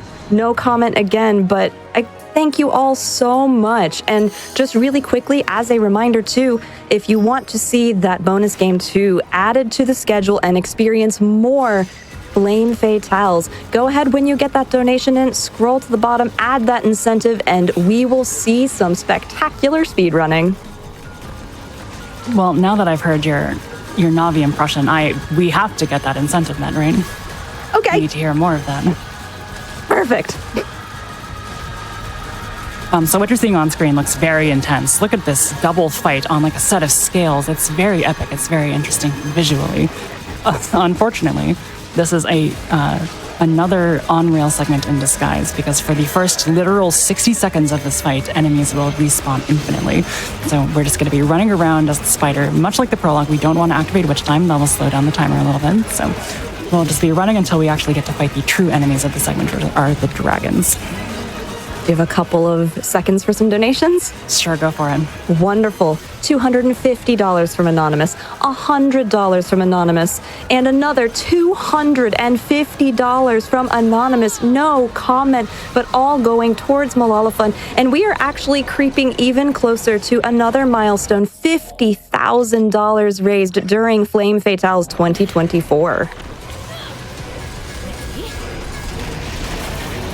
Yes, so here's the dragons. The dragon fights, weirdly enough, it's one of the only fights that we actually don't really want to use the cannons very much. We just want to use the goals. The reason for that is just that we want to take advantage of the high ceiling and the fact that the dragons don't actually move that much while they're on the screen. So when they come back, we'll just activate our train, just shoot a bunch of holes in the air. They'll come down on the enemy, and that should be the end of the fight. Now, interestingly, obviously you generally want to skip cutscenes as fast as possible, but that cutscene that we just skipped has a little bit of an interesting property to it. If you skip it right away, you will spawn into this next fight a little bit, shall we say, out of bounds. You will just take an immediate fall out of bounds for some reason. I'm not exactly sure why that is. So we actually want to wait just a couple of seconds when Jean turns her back on us to actually skip the cutscene so we can get proper timing for this next fight here. And what can I say about this fight except that it is this is sort of the big fight at the end of this segment in the desert. We're controlling two demons simultaneously is sort of the core conceit of it. We're controlling a spider, Phantasmarne, and we're controlling the bird as well. As the bird, all we want to do is just pelt him with feathers, which we can do by pressing the R button. And as the spider, we want to do actually a combo of a couple things. We want to be doing short hops, if you are a Smash player, that term might mean something to you. We want to do some short hops with some claw attacks, as well as shoot our missiles simultaneously whenever possible. So that's the max amount of damage that we can do, but every so often or at least once you get to a certain damage threshold, the enemy will change what the weak point is. So it will require you to switch your demon every so often. There is the possibility of doing a one cycle where you don't actually have to wait for that to actually happen to you, but it's entirely based on enemy RNG. If the enemy does a very long attack, the enemy will, I guess, prefer to go through its entire attack animation before going into the next thing, which includes moving on to a different phase of the fight. Why did I pause the game there? I did not need to do that. We have downed the beast for a second time. We're going to jump on its head and make our way to activate one final climax cutscene and end chapter 9. And while we do that, how about we get a couple more donations in? Absolutely. We have $50 from Anonymous that's no comment, but thank you for your donation. We've got $10 from Anonymous. Again, no comment provided, but thank you so much for that donation. $25 from Anonymous. You know what? Let's go ahead and get a lot of these anonymous, no comment, wonderful people shouted out here right now. $25 from Anonymous, no comment. Another $25 from Anonymous, no comment. $100 from Anonymous, no comment. $6 from Anonymous, no comment. You all, Anonymous, no comment. You all are some wonderful people that we definitely appreciate around here, these parts. So thank you so much for your donations. So speaking of donations, let's talk a little bit about what your donations can get you, besides the wonderful satisfaction of donating towards a fabulous charity, Malala Fund. As a matter of fact, let's talk a little bit about Malala Fund. Just as a brief reminder, talk about the fabulous charity that we are supporting. Malala Fund is working for a world where every girl can learn and lead. They believe local educators and activists are best suited to address the problems girls face in their communities. Malala Fund invests their work and collective power to create change, hold leaders accountable, and give girls the tools they need to advocate for themselves. From supporting STEM education for young women in Pakistan to creating safe learning spaces for girls in northern Nigeria, your gift today is an investment in Malala Fund programs that directly benefit girls. So thank you everyone who has donated over the course of this week. We are not done yet. We have so much more Flame Fatales 2024 to go. And as a matter of fact, now is when I wanted to highlight some of those things that you can be entered to win when you donate towards Malala Fund during this event. In particular, there's one thing I want to point your attention to. If you haven't seen it, it is really, really cute and gorgeous, and I love it. It is the handmade Legend of Zelda quilt that will close out when Bonus Game 2, if we meet Bonus Game 2, which you all are getting there, you can enter 25 minimum dollar, 25, excuse me. I am still so excited for meeting that 1 million. Let me clear that up one more time. A $25 minimum donation will get you in to win this beautiful handmade quilt that was provided by Ruby's mom. If you've not seen it, go ahead to gamesdonequick.com and check that out. It is very cute. It's got Link and Zelda on one side, and it just looks so comfy. I love a good quilt. It is one of my favorite things. And that's one of the many things that you could win. And just a quick update on that incentive. We are at $4,279 of the $6,000 that we need. 71% of the way there. Extremely excited, getting so close. And we are now ready to get back to our Bayonetta 3 run. Go ahead, Variety, take it away. All right, welcome back. I took the opportunity to get some water. Chapter 9, the end of Chapter 9 is fairly long. But there is no rest for the weary. We have the third and most difficult Jean segment to complete now. This is probably the epitome of the Metal Gear Solid style in this game. And it's a little bit, it's actually fairly difficult. I guess there's no use in trying to be coy about it. We want to make sure that we're taking out all of the enemies that spawn on screen because they will impede the elevator's progress in terms of getting down. To do that, we're going to be doing exactly what we said that we didn't have to do all the way in the second Jean chapter, where we're going to be using these buttons to sort of get weapons that we so desire. At the very beginning, we're going to want to get shotguns, because shotguns do a lot of damage. And they have quite a long range, despite being a shotgun. For example, it can take both of those enemies out in one shot, despite them being fairly distant from each other. We're going to need to refill these weapons, though, because they only have so much ammo. And we're going to just sort of constantly be doing that until the meter on the right-hand side of the screen reaches around 200, in which case we're going to have to sort of switch up our strategy here. There's going to be a final boss of the segment, and it's going to look very, very similar to the one that we actually beat at the end of Chapter 2 as well. I can use this. And so to do that, we're going to want to make sure that we have access to rocket launchers. Now, you might recall that we used to have infinite rocket launchers, but we no longer have access to infinite rocket launchers because there is no door available to us. So, to sort of navigate around that a little bit, we're going to call a rocket launcher so that we may activate it immediately. But then afterwards, we're going to do something a little bit strange. We're going to activate a second one, but not actually pick it up. That's because, for some reason, if you have a weapon sort of on the field, on the screen at some time that's not being picked up, it will carry over into the boss fight, but the boxes will not. So I'm walking a very, very fine line here of making sure that I can make sure the weapon is active, but I don't actually collect it. And that's a bit of a hard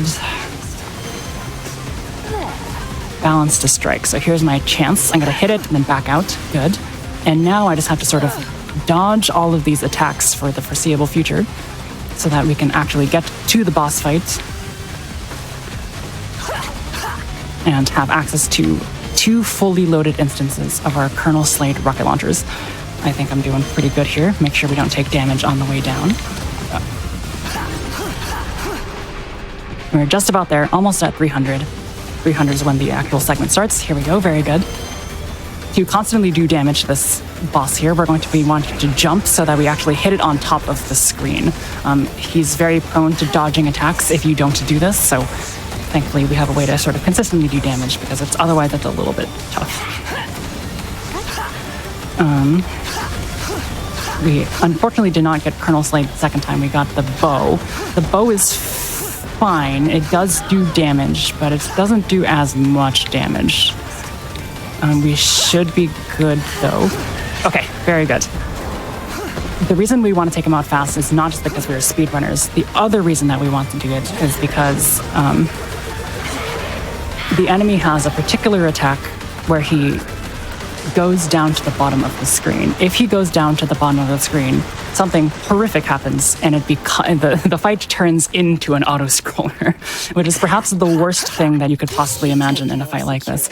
Even if you take out his health and damage it down to 0, it simply does not end the fight until he returns back to his normal position on top of the elevator. So thankfully we were able to take it out before that happened. 2 great things in speed games: bosses that turn into auto-scrollers and bosses that are cycle-based, and so you have a very specific quick kill you need to hit or you just lose like a million years. Yes, that is... I'm trying to think. You run Hollow Knight. I'm trying to think of instances in Hollow Knight where that is the case. Umu's the big one. Umu, of course, Umu. Well, yeah, Umu is actually even worse because your success in that fight is contingent on something that is not you, right? It's... If you're good enough, you can save all the patterns, but you can still lose like 8 to 10 seconds, even if you execute perfectly. And then if you mess up, you can lose like 25 seconds, which in any percent is basically press numpad 3 on your keyboard. It's strange. And reset the run. Like it's calling me. That sounds awesome. By which I mean that's actually heinous. All right, so here we have a fight against the snail for the second time. And although it is technically faster to use the sort of windmill Pete and downwards afterburner kick combo that we've been doing before, we are going to be using our fairy form for this fight. The reason being is because the snail has access to sort of a shell harden, sort of like it sort of wants to cosplay Metapod for a little bit. It hardens itself and you can't really take it out unless you summon your demon. Our demon, Cheshire, is not exactly receptive to following directions. And when you summon Cheshire, Cheshire just sort of does things on its own. So we want to make sure that we're in control of the fight. And you'll recall me saying that... what did I say? You'll recall me saying that the fairy form's beam attack, the Y attack, is both safe and fast, and also stuns enemies. So we're going to be using it instead, because if it does enter its hardened form, it's actually fairly difficult to get back on track. We'll be doing a little bit of...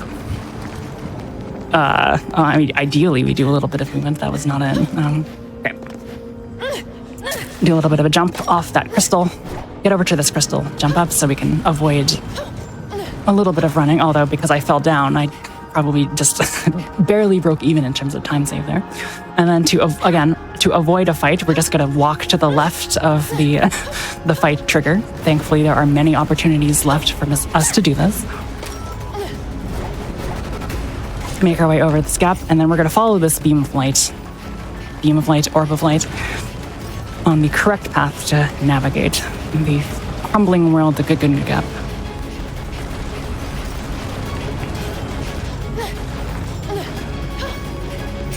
Obviously, we do know where it's going to be, but because we are just slower than the orb, we're stuck in this little position here.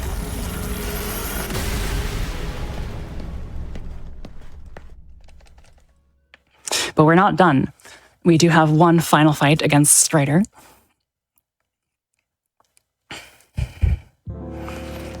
And it is here that I must reveal a secret to you.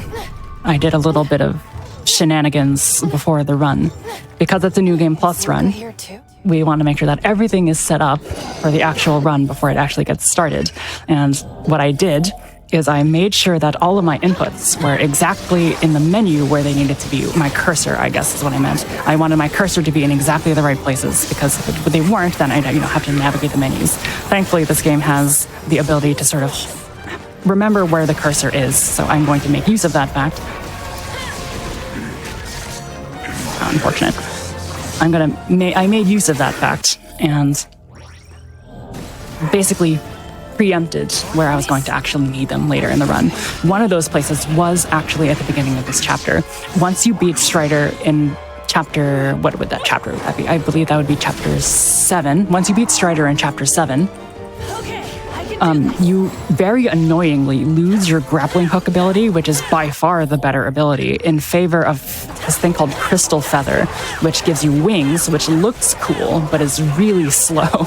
So before the actual run started, I made sure that my cursor was on Crystal Feather so I could deselect it instantaneously, lest I find myself in a situation where I'm over a pit and forgot to actually change it and therefore fall into that pit.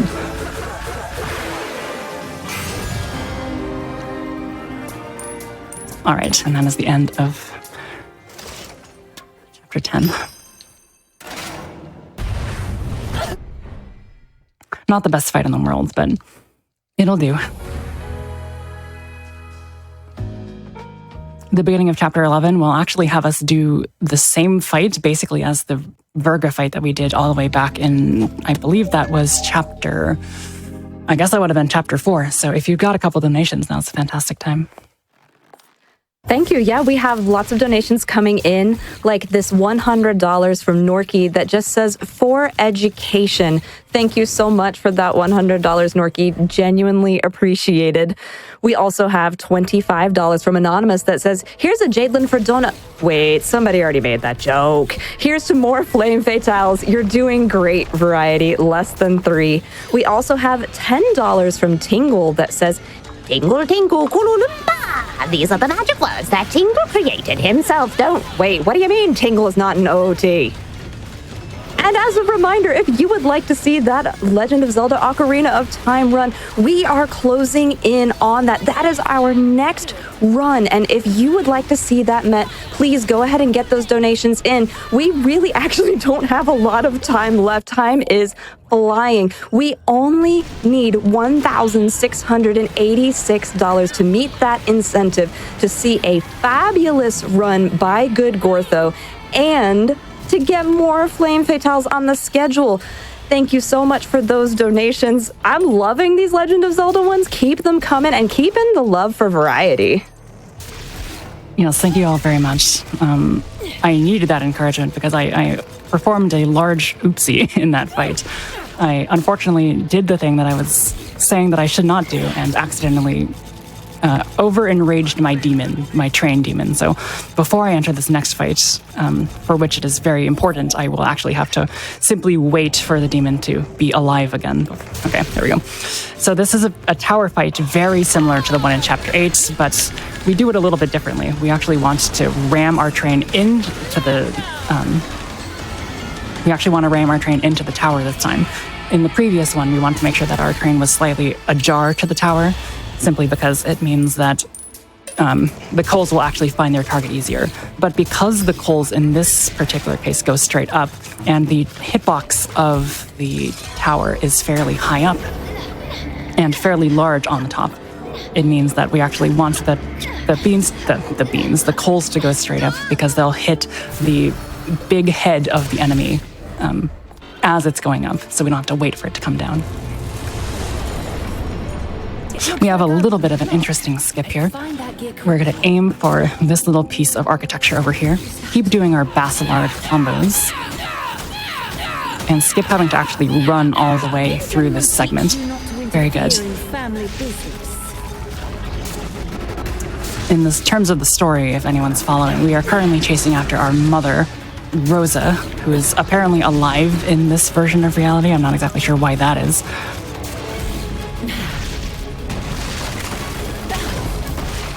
And we're actually going to fight her later in this particular chapter, so don't get too comfortable. Now, if you're good at this game, and I'm fairly okay at this game, but if you're really good at this game, you do not have to pop an invincibility candy. But this big guy's lasers here sometimes can be a little bit sporadic, and I'm not very good at dodging them. So I'm going to pop an invincibility candy, make myself invulnerable so that I don't have to worry about getting hit and falling into the lava. Okay. Apparently I didn't do it fast enough, but that's okay.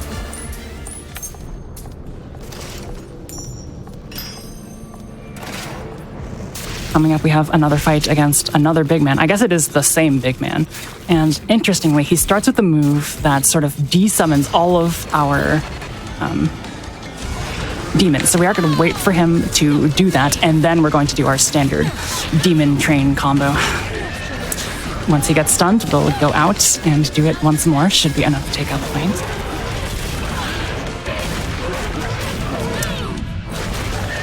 Are you serious? Okay. Come on. There we go. All right, that was very close. Now we're going to be doing that same train combo against the first fight against Rosa here.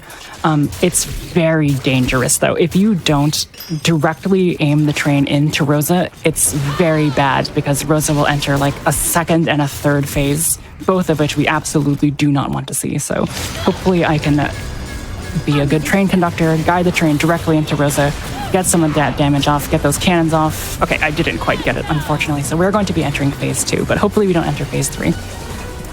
So what we're going to do here is we're going to summon our Bat Demon. It's going to tell us which of the doors Rosa is actually inside of. And then afterwards, we will activate our good old-fashioned mech and just mash that Y button until it's over. The mech, if nothing else, it's, again, very safe, but it's not the fastest. But if you fall on hard times, it's always a good sort of get-out-of-jail-free card. Here's yet... unfortunately, another auto-scroller segment, so I think you legitimately have like 2.5 to 3 minutes of donation reading, so please be my guest. Wonderful, because I have way more than that coming in for this run, so thank you everyone who are getting your donations in. I've got $25 from the End Beta. Doesn't have a comment, but thank you so much for that donation. $25 from Anonymous. Thank you so much for that. We have some people who donated because of those great prizes that we got to see earlier. $25 from Anonymous that says, "That is truly a beautiful orb-shaped chicken. It compels me to donate." And so thus you did. Thank you for following through on that compelling orb-shaped chicken. We also have $15 from Lilac Fishy. Says, "Daily Dice Donos Day 4. Let's hit 1 million total donated by FF Retals, less than 3." And we hit that. And we're actually coming up on another milestone here. We have raised $47,913 for Malala Fund during Flame Fatales 2024, which means we're closing in on that $50,000 raised during this marathon, which is just incredible. You all are continuing to just blow me away with your generosity and the love that I get to see during these donations. And speaking of which, we of course want to extend this marathon with that fabulous Legend of Zelda Ocarina of Time run. So if met, we're going to add a Defeat Ganon run of the Legend of Zelda Ocarina of Time by Good Gortho to the schedule. We are getting there, but we don't have a lot of time left to get this filled. We have $1,636 remaining. That is 72% of the way there. I want to see this run. We got to see it at SGDQ, but I want to see it again. It's so good. Ocarina of Time is one of my favorite games. Please, please, please, chat. Let's keep it going. I just cannot reiterate how not enough time that we have to get this in to see something truly spectacular. You have time for like one or two more? Absolutely. Oh my goodness. Well, I love that very much. We have $25 from Jojo Domingo that is talking about our prizes. Emotional support mini chocobo. Yes, if you haven't seen those prizes, there are cute ones, there are adorable ones, there's informational ones. We have so many fabulous prizes that you could be entered to win when you get your donations into Malala Fund. We also have 2 $100 donations from Anonymous, no comment. But again, thank you so much for your generosity. And a real quick one, $25 from Lurker Spine. Let's go, Variety. And you are showing some really cool things off. I'm so glad that you're getting these tricks. Thank you so much. Yeah, so I would like to tout my skills even more, perhaps. All the way back at the beginning of this chapter, we did a dark room, and if you know anything about speedrunning or have seen speedruns, dark rooms are always like the way that you know a speedrunner really knows their game. You know, you can't see anything that you're doing, so you're just you need to rely on your game knowledge. Unfortunately, if you turn your brightness up really high in the game, it supersedes the need to actually use the intended screen lighting mechanics. So I am not actually that smart. I'm just a cheater, I guess. Speaking of cheating, we have this really obnoxious fight with the clock tower. And the reason I call it cheating is because it likes to do this thing where none of the segments are actually able to be hit at a given time.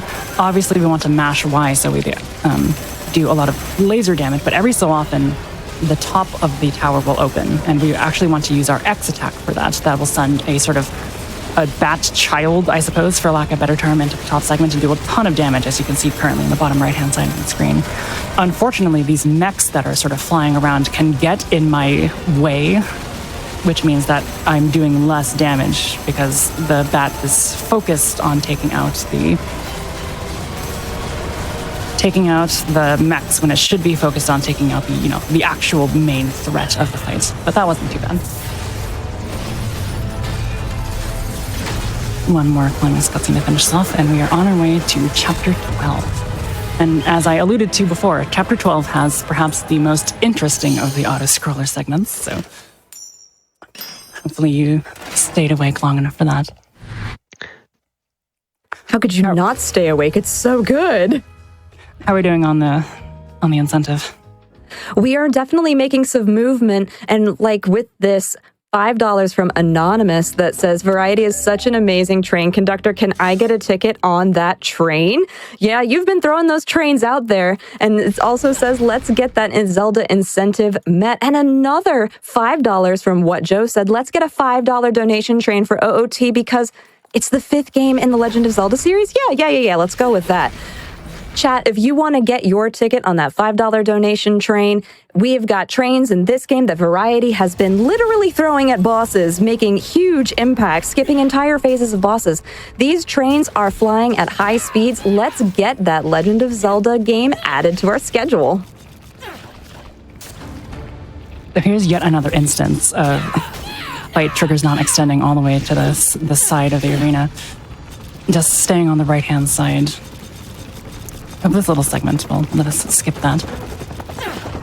Chapter 12 is very bizarrely one of the only chapters that does not start with a cutscene, very much like Chapter 6 in Bayonetta 2. And so, very oftentimes, I will go to skip the cutscene and end up entering my menu instead. Thankfully, I was a little bit more cognizant than I normally am and was able to skip the fights, or not skip the cutscene. I was attentive enough, I suppose. And I wouldn't call this an on-rail segment, but it's yet another genre, I suppose we could add to the list of genres that this game likes to flirt with. We are in monster form now. We're riding on top of Gamora here.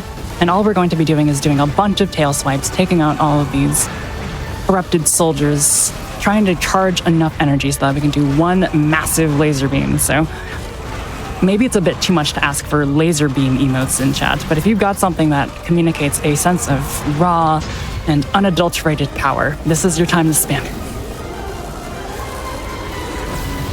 It's a big laser.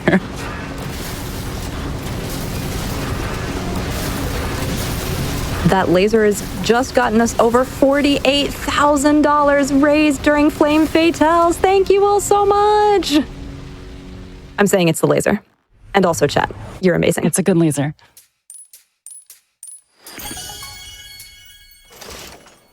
All right, so this fight is going to be against French version of Bayonetta. And there is a fast way to take her out. In fact, yes, you guessed it, it is indeed the train. Regrettably, doing the train method is very, very difficult. French Bayo's second phase is even more obnoxious than Rosa's second phase. So just for marathon safety, I'm just going to go ahead and do our favorite trick, which is making use of the fact, shall we say, that humanoid enemies don't really know what to do when you hit them with omnipresent damage with the mech.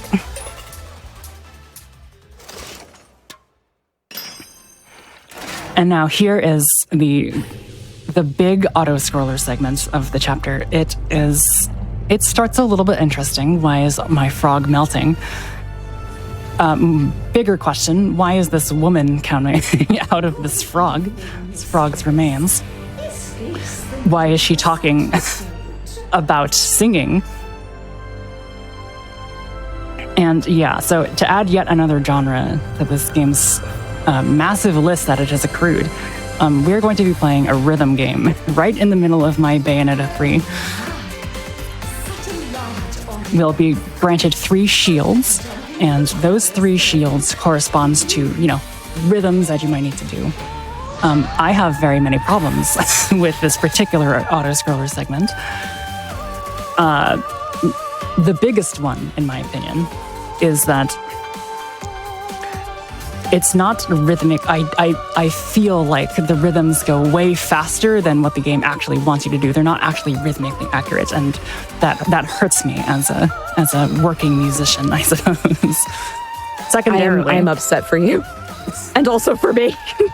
Secondarily, the name of the piece is called Fertile Rondo, and now I will admit it has been a little bit since I have studied my 17th and 18th century my 17th and 18th century symphonic forms, but I am fairly certain that this is not a rondo in any way, shape, or form.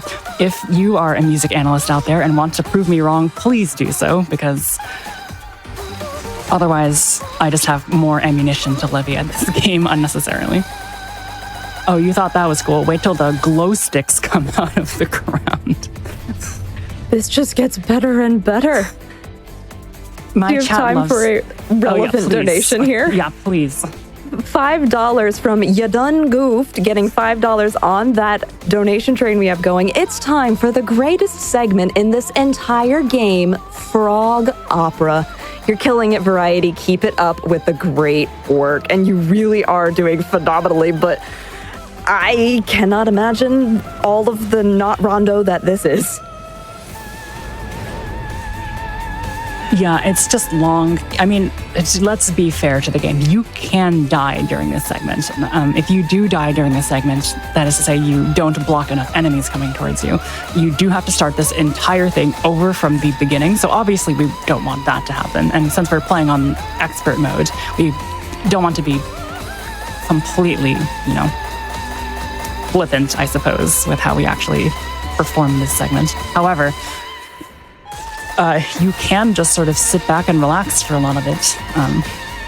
And I mean, I'm just going to sit here and take a bunch of damage just to show you how, you can die, but it's still fairly lenient. So it's a way to give me a little bit of time, I guess. I hope you all enjoyed the song.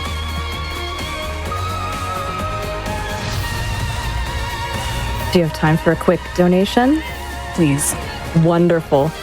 We have $25 from Merlin's Whiskers that says 5 donations, 5 tickets for the Zelda train, please. Can't miss Claire Lindy on the couch. She always makes me laugh, and she's so cool. All the Fatales are cool. Thank you for all your hard work and incredible gaming skills. Let's go. And as an update for that bonus game too, we're really closing in on that time, chat.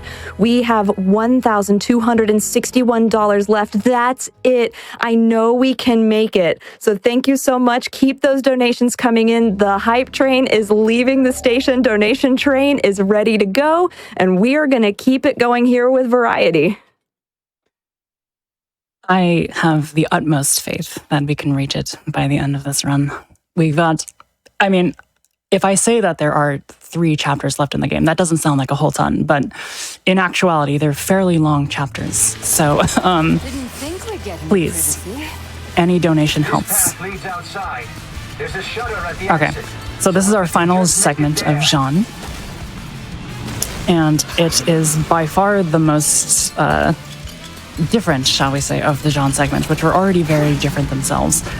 We are going to be riding on this motorcycle, taking out enemies as we go, and specifically, we're going to be trying to get access to one of those rocket launchers that we were talking about, because there is, as you might have guessed, a final boss at the end of this area. Unfortunately, the drops are random. Sometimes they'll give me health, which if I do take damage is actually fairly good. Ooh, we actually got it very early, which is good because obviously I don't have to worry about getting it later and relying on RNG. The problem, however, is I need to make sure that I don't shoot any other enemies for the rest of the time in this level until I actually get to the final boss of this area, which is a little scary because there are plenty of enemies to take out. So, oh no.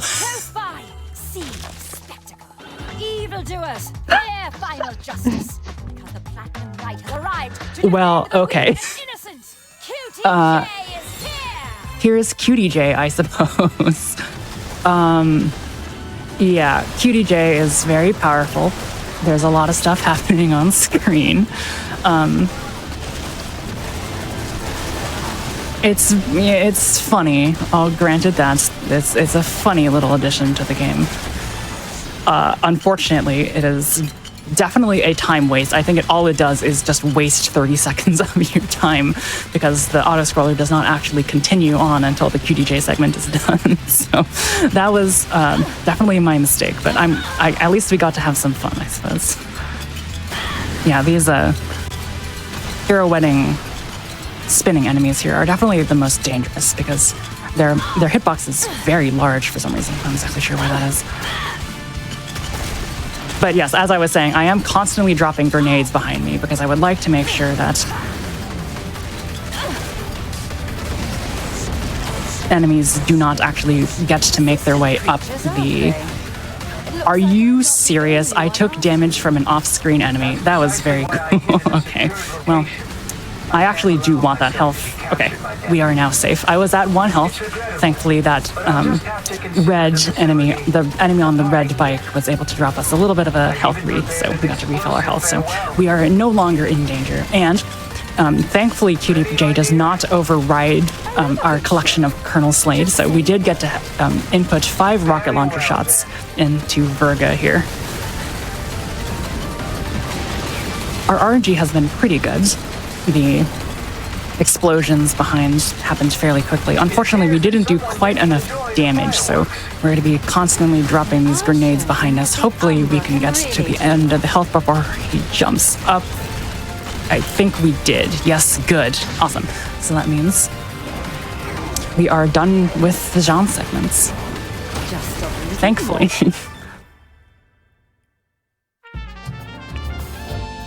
And there's credits. GG, we're done. How I wish that were true. I have started a petition in my own heart so that we could skip having to just wait for this. Unfortunately, such a petition has not been granted or necessarily put forth to the moderators, so we are going to sit here and wait for the fake credits to roll. So if you've got some donations to read, this is a great time too. We definitely have those coming in. The donation train, like I said, has left the station and people are buying tickets at every single stop along the way. We have $25 from Alien Crustacean that says, here's the money for my tickets to the hype train. We also have $250 from Anonymous that says, hey, listen. I can't think of a more clever OOT dono message right now, but I want to see OOT, so let's meet that incentive. And $25 from Anonymous that says, thanks for all you do, runner, host, everyone behind the scenes. Hey, listen! Chat, let's get that bonus game. That really is a great impression. Oh, thank you. So, hey, listen, chat. We are at $4,789 of the $6,000 that we need to get that bonus game. We've already crossed 48,000. So here's my question. Here's my challenge for you, chat. Are we going to meet that incentive first, or are we going to hit $50,000 raised for Malala Fund first? You show me with your donations. Get on the hype train. We are rolling. Do you have time for more? You ended at just the right time. Then fabulous, take it away. All right. I said at the very beginning of this run that one of the unique affordances of New Game Plus is that we got to skip the records of time. Thankfully, the beginning of Chapter 13 opens with an extraordinarily long cutscene where you only have one input. In New Game Plus, Cap, who is the moderator for this game, has mercifully granted us the ability to skip this extremely long cutscene. So we're going to make use of that fact and start automatically in the Gugungi Gap section of Chapter 13. Maybe I was wrong. There is just a little bit of movement before we actually get to the fights, so maybe rattle off one or two more. Can do. We have $50 from Lu Z. No comment, but thank you for that generous donation. $25 from Eldritch. There were not enough vowels in there, so Eldritch. No comment provided. Thank you very much. And $10 from Lost Lemon. No comment. Thank you so much for those donations. Once again, chat, we are closing ever closer to the end of this run. If you want more Flame Fatales and if you want Ocarina of Time, let's go get those. Oh, we just crossed the 80% mark. We only have $1,100.86 remaining. Let's go. Interesting. Okay.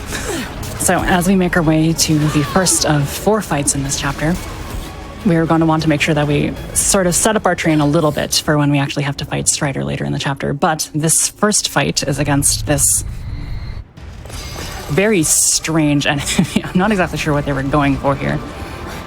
But it is a large tentacle with a large eye.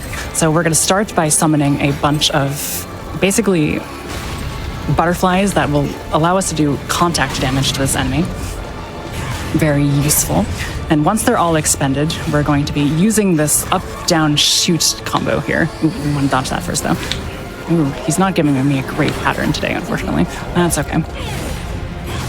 Basically, this heart that I will be summoning has a very lingering hitbox. So once we send it out, it should do a ton of damage to him. Dodge that. Dodge this, too. Are you gonna charge at me? You're not. I don't know if this is... Yeah. Not fantastic. Yeah, unfortunately, a lot of the efficacy of this particular fight comes down to RNG. But not too big of a deal. I think we did pretty good.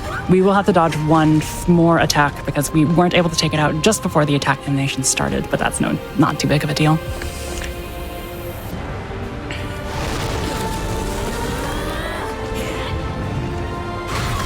Do a brief climax cutscene to get our way to the second area, where we'll be fighting 3 sort of large enemies.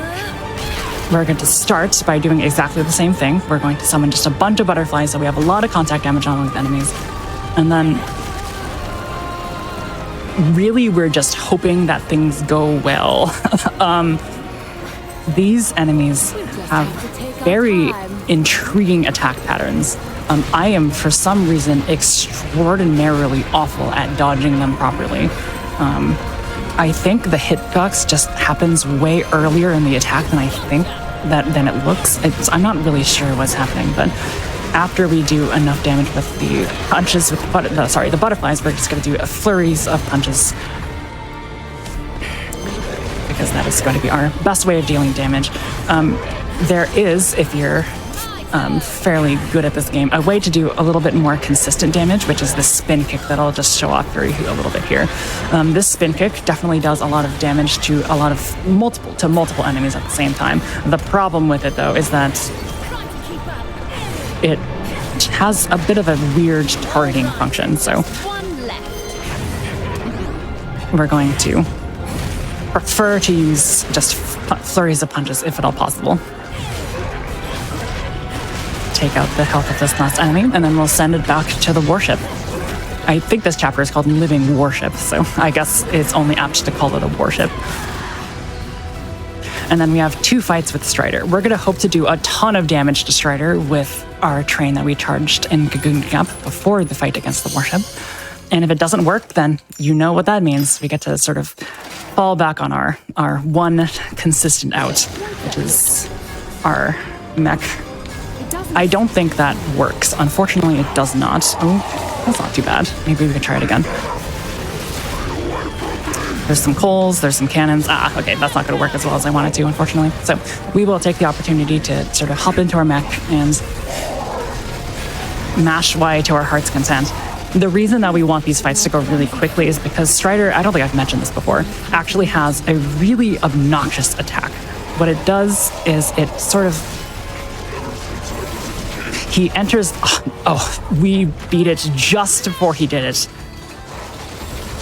That is very, very good. He'll enter this sort of alternate dimension, and in that alternate dimension, he obviously can't get hit very much because he keeps teleporting away. Additionally, at least depending on the fight, I think it doesn't really matter for this fight, but depending on the Strider fight, he just can't actually enter his second phase until you find yourself in a position where the animation is done and you also knock the health bar down to 0. So thankfully we were able to avoid him doing that attack because obviously that is slow.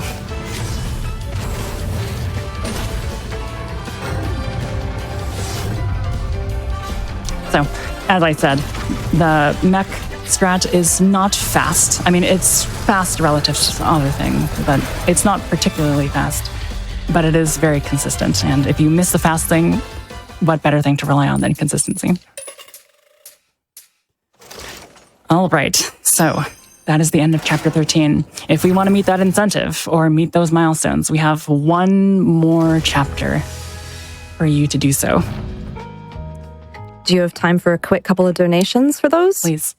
Wonderful.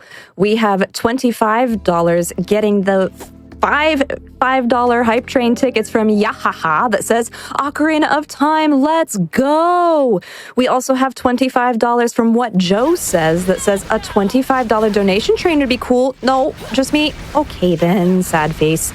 If you don't want to make me sad and alone, get that OOT incentive. And as an update for that, we have $4,970 of the $6,000 that we need. That is just $1,030 away. And like Variety said, we don't have too much time left to get that in. If you want to see it and if you want to hear with that $5 from Link, please get those donations in. So all the kaiju fights, I keep saying kaiju fights, all the kaiju fans in chat from all the way back in Chapter 3, you may rejoice once more because we get to do it again. It's not great for me because it's based on RNG, but if you do like kaiju fights, then you get a grand total of 2 of them. It's essentially the same fight as the one from before. There is one major difference, and it comes to exactly what you're seeing right here. In the original version,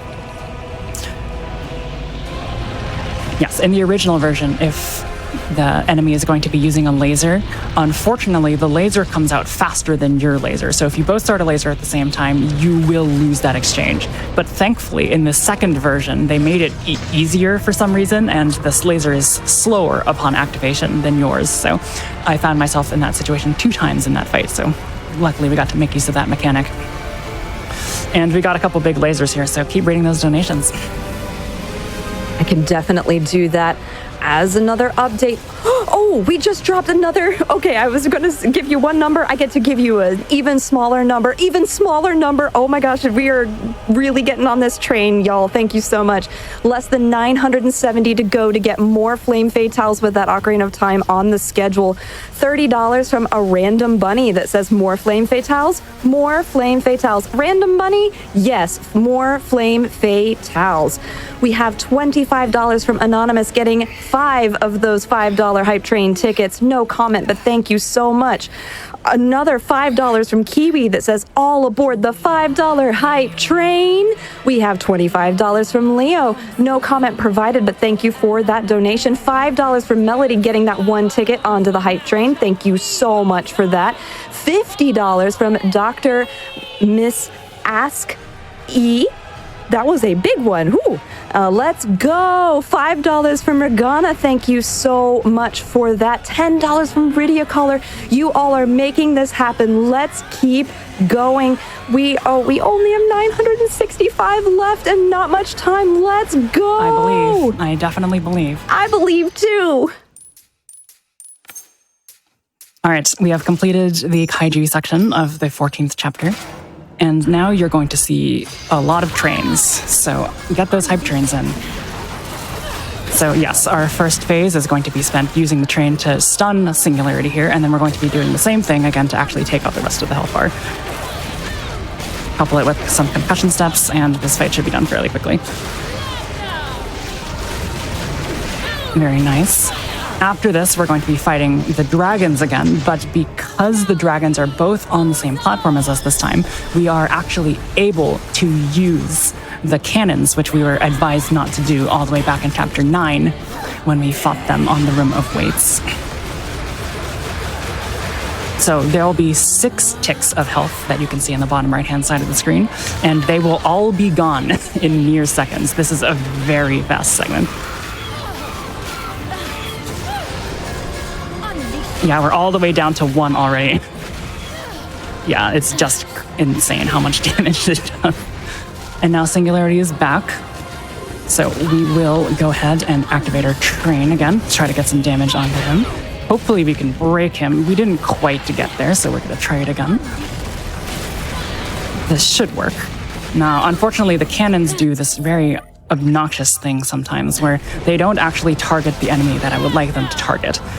Obviously, we want them to target Singularity, but sometimes the cannons just go a little bit astray, and we don't really have a way to deal with that necessarily. So we are going to default to our... Oh, I'm actually, for some reason, taking damage there. Okay. We are going to default to our mech. It's slower, but it's more consistent, and he's just going to continue to slap me, but thankfully, we're able to show off at least some of the train strats for the Singularity balance fight. And now, I am delighted to inform you that we have yet another long cutscene, so it is back to you. I am so glad that you said that because we just had a massive jump in that Ocarina of Time incentive. Only $425 left, wow. Chat. You all are cruising with this $200 donation from Skiles that says, very flame, a very fatales. Love that. And it says $5 from 3Pup. Can the train whistle for the hype train be Jaidlyn's Navi impression? Hey, Jaidlyn! Yeah, you know what? Let's go for it. Let's get there. We're 92% of the way there. We've got $11 from Anonymous, 2 tickets, and a nice little tip donation on top of that. Thank you so much for that. No comment provided, but we appreciate that.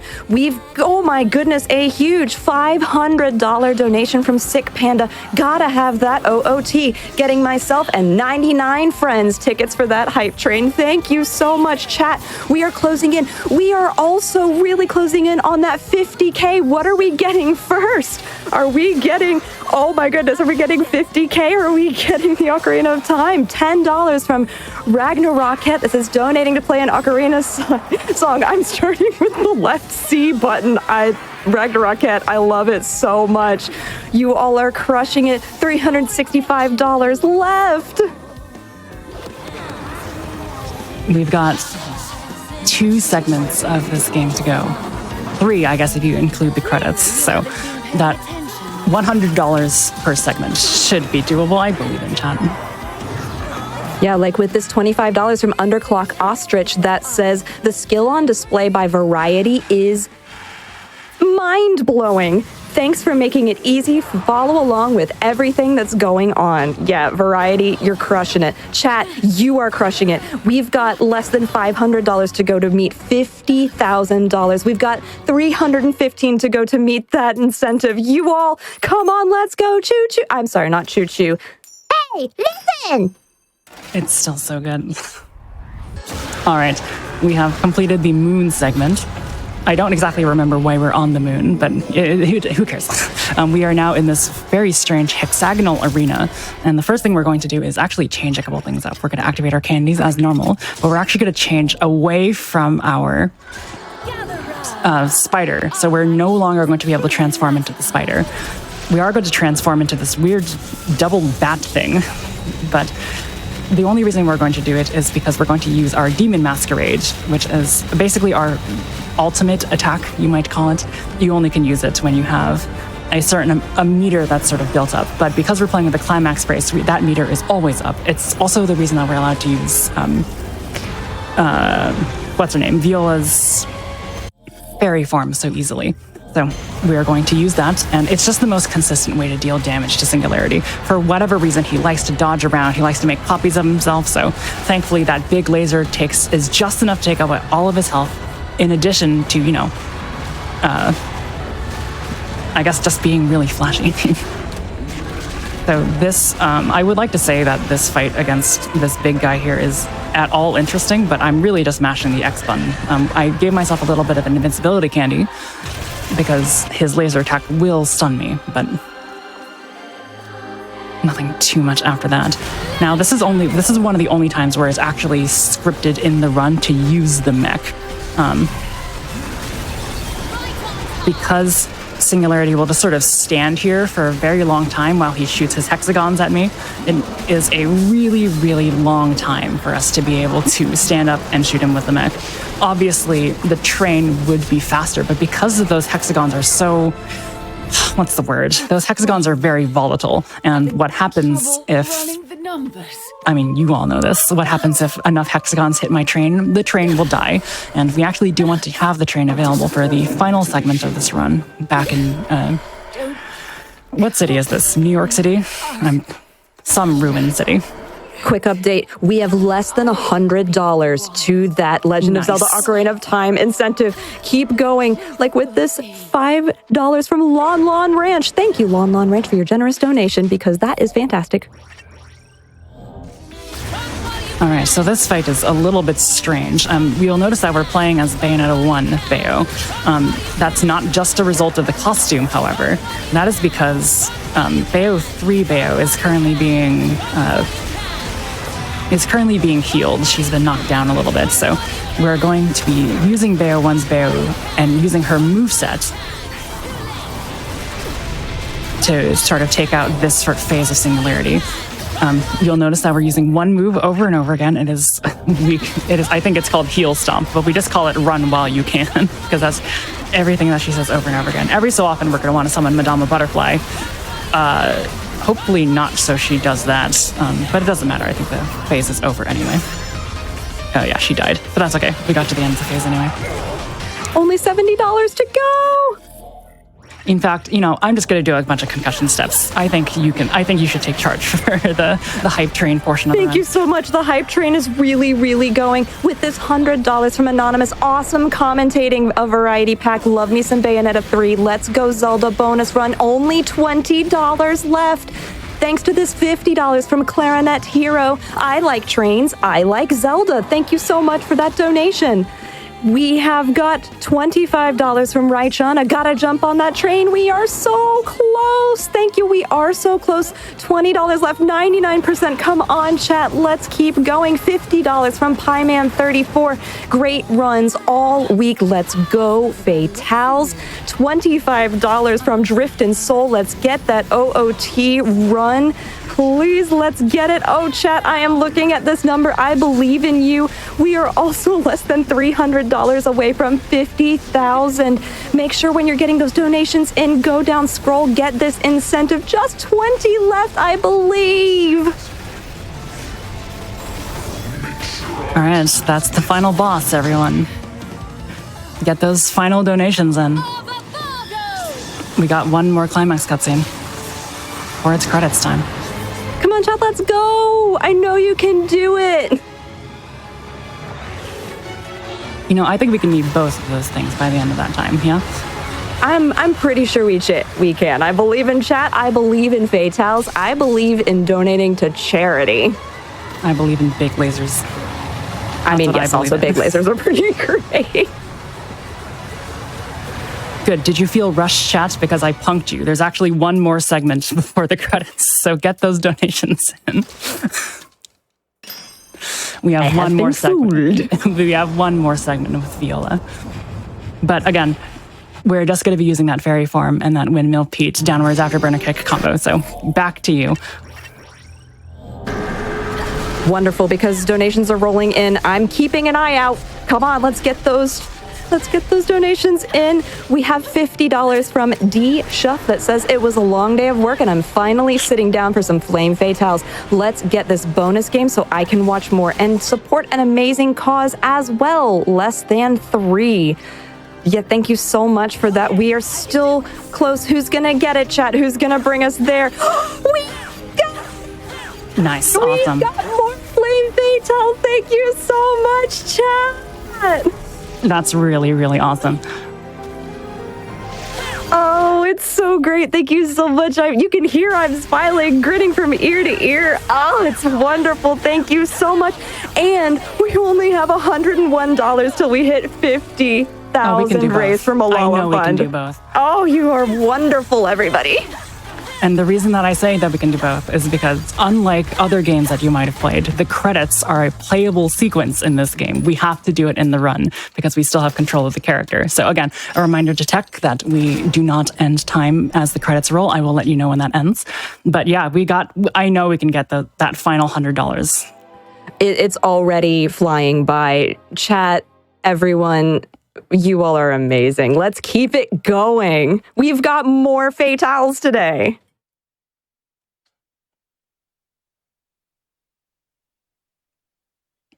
Keep going. I'm just doing auto scrollers right now. Auto scroller is a word that I have grown to know and love during this run. Same, honestly. Excuse me. I choked on my own excitement, but here we go. We have $20 from Oscar424, less than 3. Thank you, Oscar, so much for that. We have $50 from Large Sentient Tree that says, bonus time, Large Sentient Tree. Wonder where I've seen you before. Perhaps in an upcoming game. Thank you so much for your generous donation. Very much appreciate that. Also want to say that we actually have incentives for this upcoming run. There is a random location warp showcase that, if met, Good Gortho will show off a wrong warp glitch after this run. Only $500 to meet that. If you would like to see some absolute Legend of Zelda shenanigans, please get your donations towards that. We also have $10 from Anonymous, $5 from Anonymous, another $10 from Anonymous, and $50 from Anonymous. All of these donations going towards that 50,000 raised for Malala Fund, which we are very, very close to. I would never mind. We've hit the 50,000 raised. Nice. Thank you, so chat. cool. You are wonderful. Hey, listen, you all are the best. Thank you. We still have time for more. I'm actually time is coming up, so we have the best timing, best comedic variety. Timing of all time. Perfect. Go for it. All right. So unfortunately, I did let my demon train take one more rage death, but that's okay. So time will be as soon as I unleash the final spider bomb on Luca, which is happening in just a second here. It will be okay. 3, 2, 1, time. Congrats! I am honored to be witness to such historical events in Fatal's history, and that is all thanks to everyone in chat and every single donator who's done it. It has truly been an honor and such a fun time doing this. Yeah, 50,000 and 1 million lifetime, both in the same run. Yeah. Just unbelievable stuff all around. Is there any shout outs that you all want to do as we're wrapping this up? Sure. May, would you like to go first? Yeah, I'll keep mine short. Mine's just shout outs to you for having me on, and for Frame Fatales for having me on as well, and just like the community and everyone that I've met through it. And as for me, thank you both, Jaidlyn and May, for being such fantastic companions throughout this run. There were a lot of things that I just had to sort of sit back and let happen. And the fact that you were both so excited, I guess, to take that from me, I am internally grateful for. Thank you very much, of course, to my own community, as well as the Bayonetta speedrunning community, particularly Cap, Reclaimer, and Ace Krana, 3 people that really made this run possible. A lot of routing and a lot of help in terms of me getting to the place where I currently am. I think that is really it for me. So thank you again, everyone, for letting me be a part of a couple really historic moments for this event. Take it away, Jaidlyn. Thank you so much, Variety.